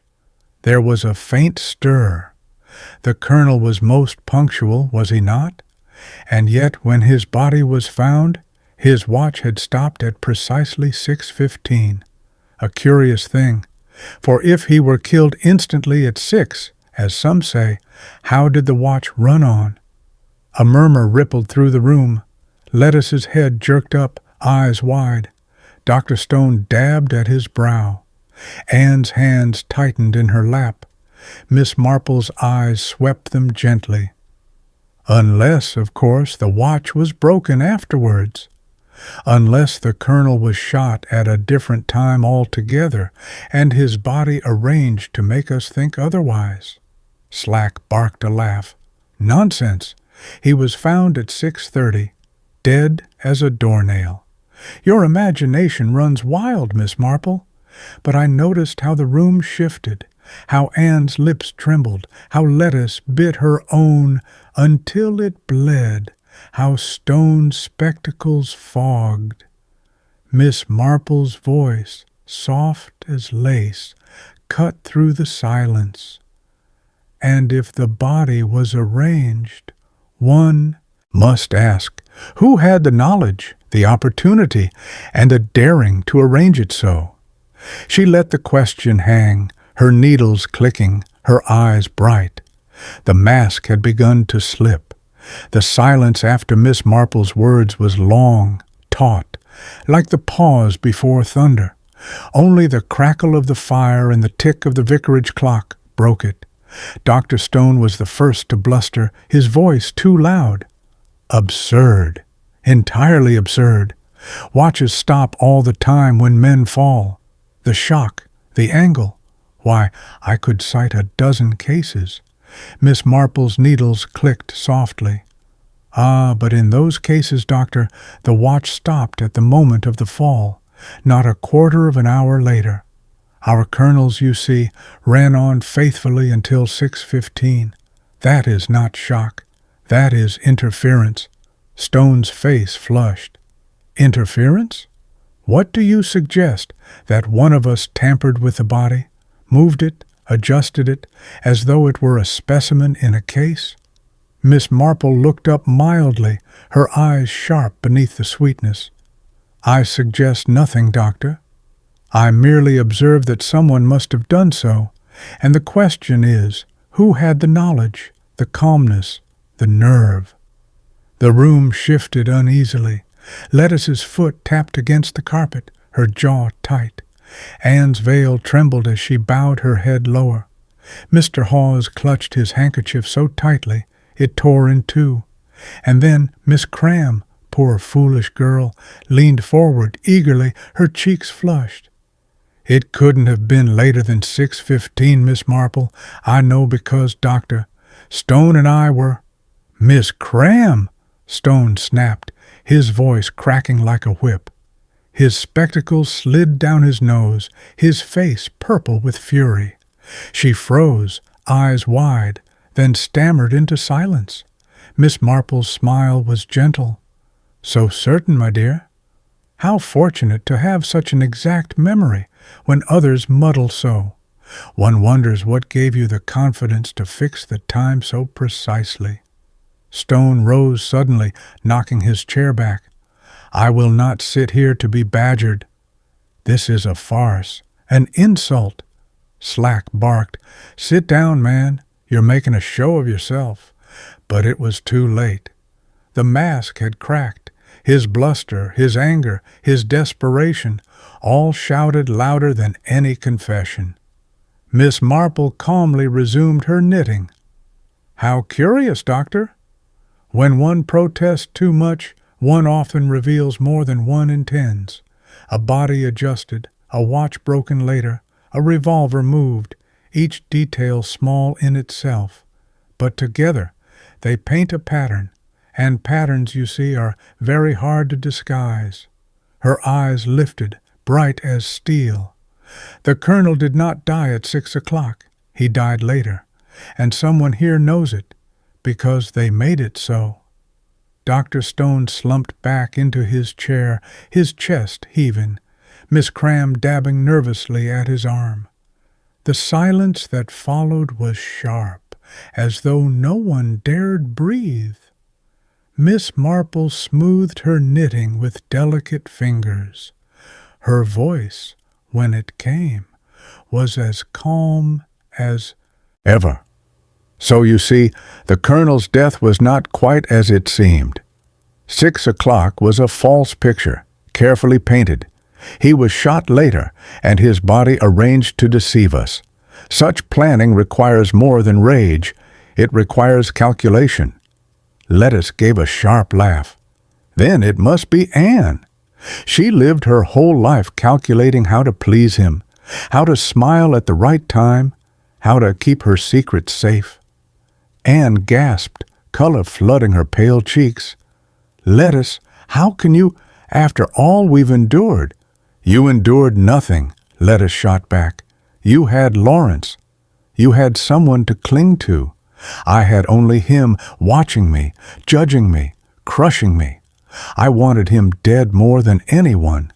Her words rang like a challenge in the air. Anne rose halfway, trembling. "Then why did you not—" She bit the words short, her hands trembling in her lap. Miss Marple's needles paused mid-click. Her voice slipped into the silence, mild but unyielding. "Ah, a curious question, Mrs. Protheroe. Why did you not? Almost as though you believed Lettuce had the chance and did not take it." Anne's lips parted, but no sound came. Her face crumpled, the strength draining from her. She sank back into her chair, her veil trembling. Lettuce's eyes blazed, her hands clenched on her knees. "She thinks I'm guilty, don't you see? She always has. That's why she confessed. To save Lawrence, yes, but also to shield herself. She knows she looks guilty." Anne gave a broken sob. "I only wanted to protect—" Miss Marple leaned forward slightly, her eyes bright, her voice gentle as silk. "Yes, my dear, to protect. You have said it again and again. But whom, exactly? Lawrence? Lettuce? Yourself? Or another entirely?" The room shivered with her words. Slack shifted impatiently, muttering about nonsense, but no one else spoke. Anne's sobs filled the silence, low and painful. Lettuce stared at her stepmother with a mixture of fury and fear. Dr. Stone mopped his brow, Miss Cram clutched her notebook, and poor Mr. Hawes looked close to collapse, and through it all, Miss Marple's calm voice hung like a thread, drawing the knot tighter. Fear, my dears, has guided each of you. But fear of what? Not of the murder itself. No, fear of what would come after. And in that fear, one of you betrayed yourselves. She resumed her knitting, serene once more. But her eyes, sharp and knowing, never left the trembling figures before her. The drawing-room seemed to shrink, every eye fixed on Miss Marple. The fire had burned low, the shadows crept long across the carpet, and the air throbbed with unspoken dread. Miss Marple folded her knitting neatly into her lap. When she spoke, her voice was soft, almost conversational, but each word landed with the weight of truth. The Colonel was not killed at 6 o'clock. His body was arranged, his watch broken later to deceive us. The revolver was moved, not by the murderer, but by poor Mr. Hawes, who feared scandal more than sin.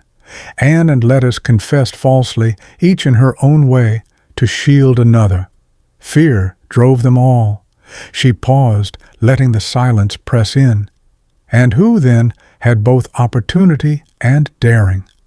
Who had the calmness to arrange the body, the cleverness to confuse the clocks, the presence to hush and guide others? Not Lettuce, too rash, not Anne, too frightened, not Mr. Hawes, too weak, not even poor Lawrence, hot-headed and foolish. No, her eyes lifted, sharp as steel. It was Dr. Stone. A gasp ran through the room. Miss Cram clutched at her chair. Stone lurched to his feet, face blotched red, fists clenched. This is slander. I had no reason. Miss Marple's calm voice cut him. No reason? On the contrary, you feared discovery, did you not? Your excavation was no true excavation at all, but a cover for your affairs. The Colonel had begun to suspect.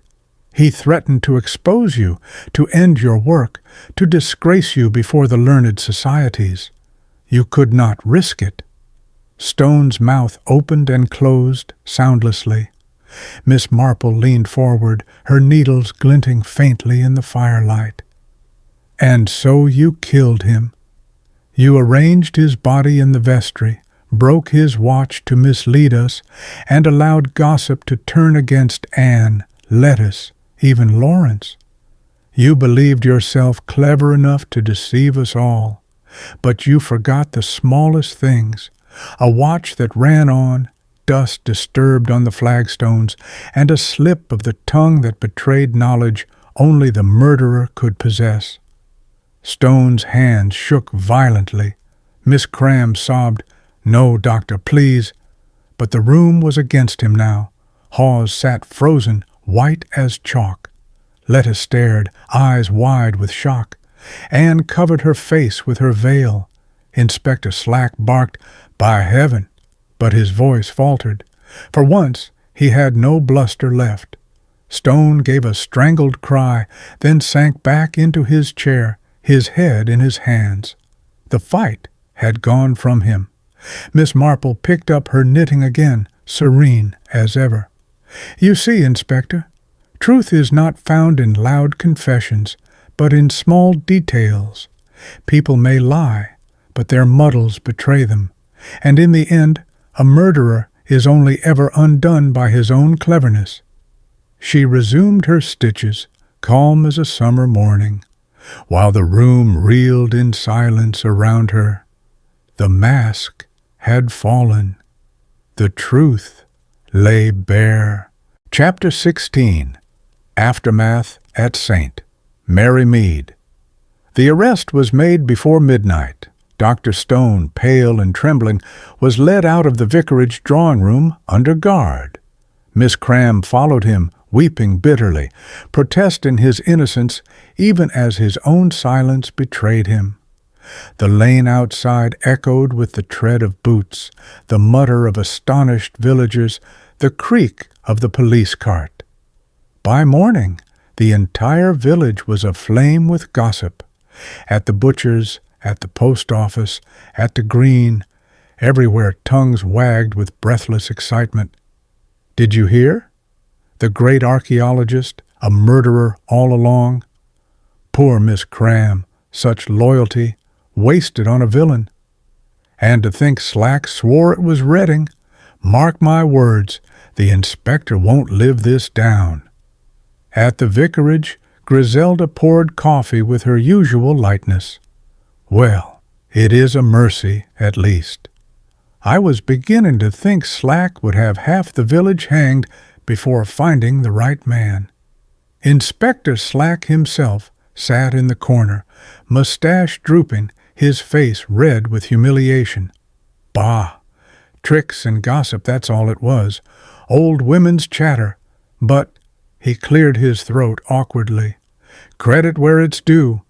Miss Marple saw what I missed. Damn clever of her. Griselda laughed. You see, Inspector, sometimes it takes an old woman with her knitting to see what loud men overlook.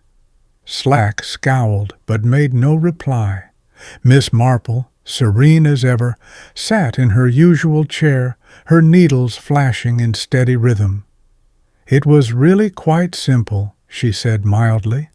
The watch that ran too long, the dust disturbed where it should not have been, the curate's slip, and the doctor's bluster. Little things, you see. People hide great crimes, but they cannot hide little details. I shook my head in wonder. But to arrange the body, to break the watch, such cold calculation. Miss Marple's eyes softened. Yes, Vicar. Some murders are crimes of passion, swift and wild. Others are quiet, careful, cold. This was one of those, and such crimes always betray themselves in the end, for calculation leaves marks where passion leaves none. Outside, the church bell tolled the hour, its sound solemn across the frosty air. Inside, Miss Marple resumed her knitting, as though nothing more serious than a parish jumble sale had occurred. The case was solved. Justice, of a sort, was done. But in St. Mary Mead, the whispers had only just begun. By the next afternoon, the village had arranged the entire affair neatly into gossip-sized pieces. At Mrs. Price Ridley's tea table, at Miss Hartnell's knitting circle, and even in the grocer's shop, the story was told and retold with endless variation. Dr. Stone, of all people, always so superior, talking of Rome and relics, and all the while hiding murder in his heart. And Miss Cram, poor silly girl, blind as a bat she was, following him about like a shadow. I always said there was something unnatural about an archaeologist digging up graves. Mark my words, the signs were plain, and always inevitably the talk turned to the Protheroes. Poor Mrs. Protheroe, quite undone. I saw her yesterday, pale as death under that veil. And who can blame her? To lose her husband so cruelly, and to be suspected herself. As for Lettuce, wild as ever, she'll never settle that girl. But perhaps now people will be kinder. It was the Colonel's temper that drove her so. And Mr. Redding? Lucky, I say. If not for Miss Marple, he'd be in prison by now. A foolish boy, but not a killer. I heard these whispers everywhere I went. St. Mary Mead had taken the scandal into its bloodstream, feeding on it, turning it into stories that would last for years. Already the details blurred, embellished by each tongue. Already half the village swore they had always known. It was Dr. Stone. At the vicarage, I found Anne sitting quietly in the garden, her veil still lowered, her hands folded in her lap. Lettuce sat a little apart, staring into the distance with that restless, rebellious air. Between them stretched a silence too heavy for words. Lawrence Redding had been released, pale and shaken. He avoided the village, ashamed, whispering to Anne only when he thought no one saw. Miss Marple joined me at the gate, her eyes soft as she looked upon the broken little family. "They will heal, perhaps," she murmured, "or perhaps they will drift apart. Murder leaves scars that time alone cannot mend." I sighed. At least the truth is known. At least the innocent are free. Her needles clicked faintly in her bag. "Yes, but remember, Vicar, truth is seldom tidy. The guilty may pay, but the innocent always pay something too. That is the tragedy of murder. It spreads its shadow over all who touch it." Her words lingered as we walked back down the lane, past cottages where curtains twitched and voices murmured. The village would recover, as villages always do, turning horror into gossip, scandal into anecdote. But for Anne, for Lettuce, for Lawrence, and even for poor Mr. Hawes, life would never be the same again. It was 2 evenings later when the village, still buzzing with the shock of it all, began to settle once more into its familiar rhythm. Lamps glowed warm in cottage windows, smoke curled from chimneys, and the frost glittered pale across the green. I sat with Griselda by the fire, the newspaper on my knee with its headlines blaring, "Well-known archaeologist charged with murder." She shook her head, remarking wryly that no doubt Dr. Stone's colleagues would call it a tragic waste of talent rather than what it was, a cold-blooded crime. And then Miss Marple arrived, neat as always, her knitting bag under her arm. She settled into her chair, her needles clicking steadily, the firelight glinting off her silver hair. We spoke of the trial to come, of Anne's fragile recovery, of Lettuce's restless future, of Lawrence's shame. At last I turned to her. "Miss Marple, I cannot understand how you saw what none of us did. How could dust and a watch and a slip of the tongue be enough?" She smiled faintly, her eyes fixed on her knitting. "Because, Vicar, human nature does not change. Men may plot, may deceive, may dress their actions in cleverness, but the small things betray them. A word too quick, a detail too neat, a watch that ticks too long. The pattern was there for anyone to see, if one only cared to look." Griselda leaned forward, intrigued. "And do you never tire of it, Miss Marple? Of finding evil in the quietest corners?" Miss Marple's hands paused for a moment, then resumed their steady rhythm. "I do not seek evil, my dear. But when it comes, I cannot look away. If one has been given eyes to see, one must use them. Otherwise, what good is one's experience?" The clock on the mantel chimed softly. Outside, the wind rattled the shutters. Inside, the little parlor glowed with warmth and peace, the needles clicking gently in Miss Marple's lap. She looked up at last, her expression serene. "It is always dreadful, murder. Always. But dreadful things must be faced, and if one can bring truth to light, well, then perhaps some measure of healing may follow." And with that, she bent once more to her knitting, her needles flashing, steady as the heartbeat of Saint Mary Mead itself. The case of Colonel Protheroe's murder was over. Life in the village would go on, and Miss Marple, with her sharp eyes and gentle hands, would be there, watching, listening, ready.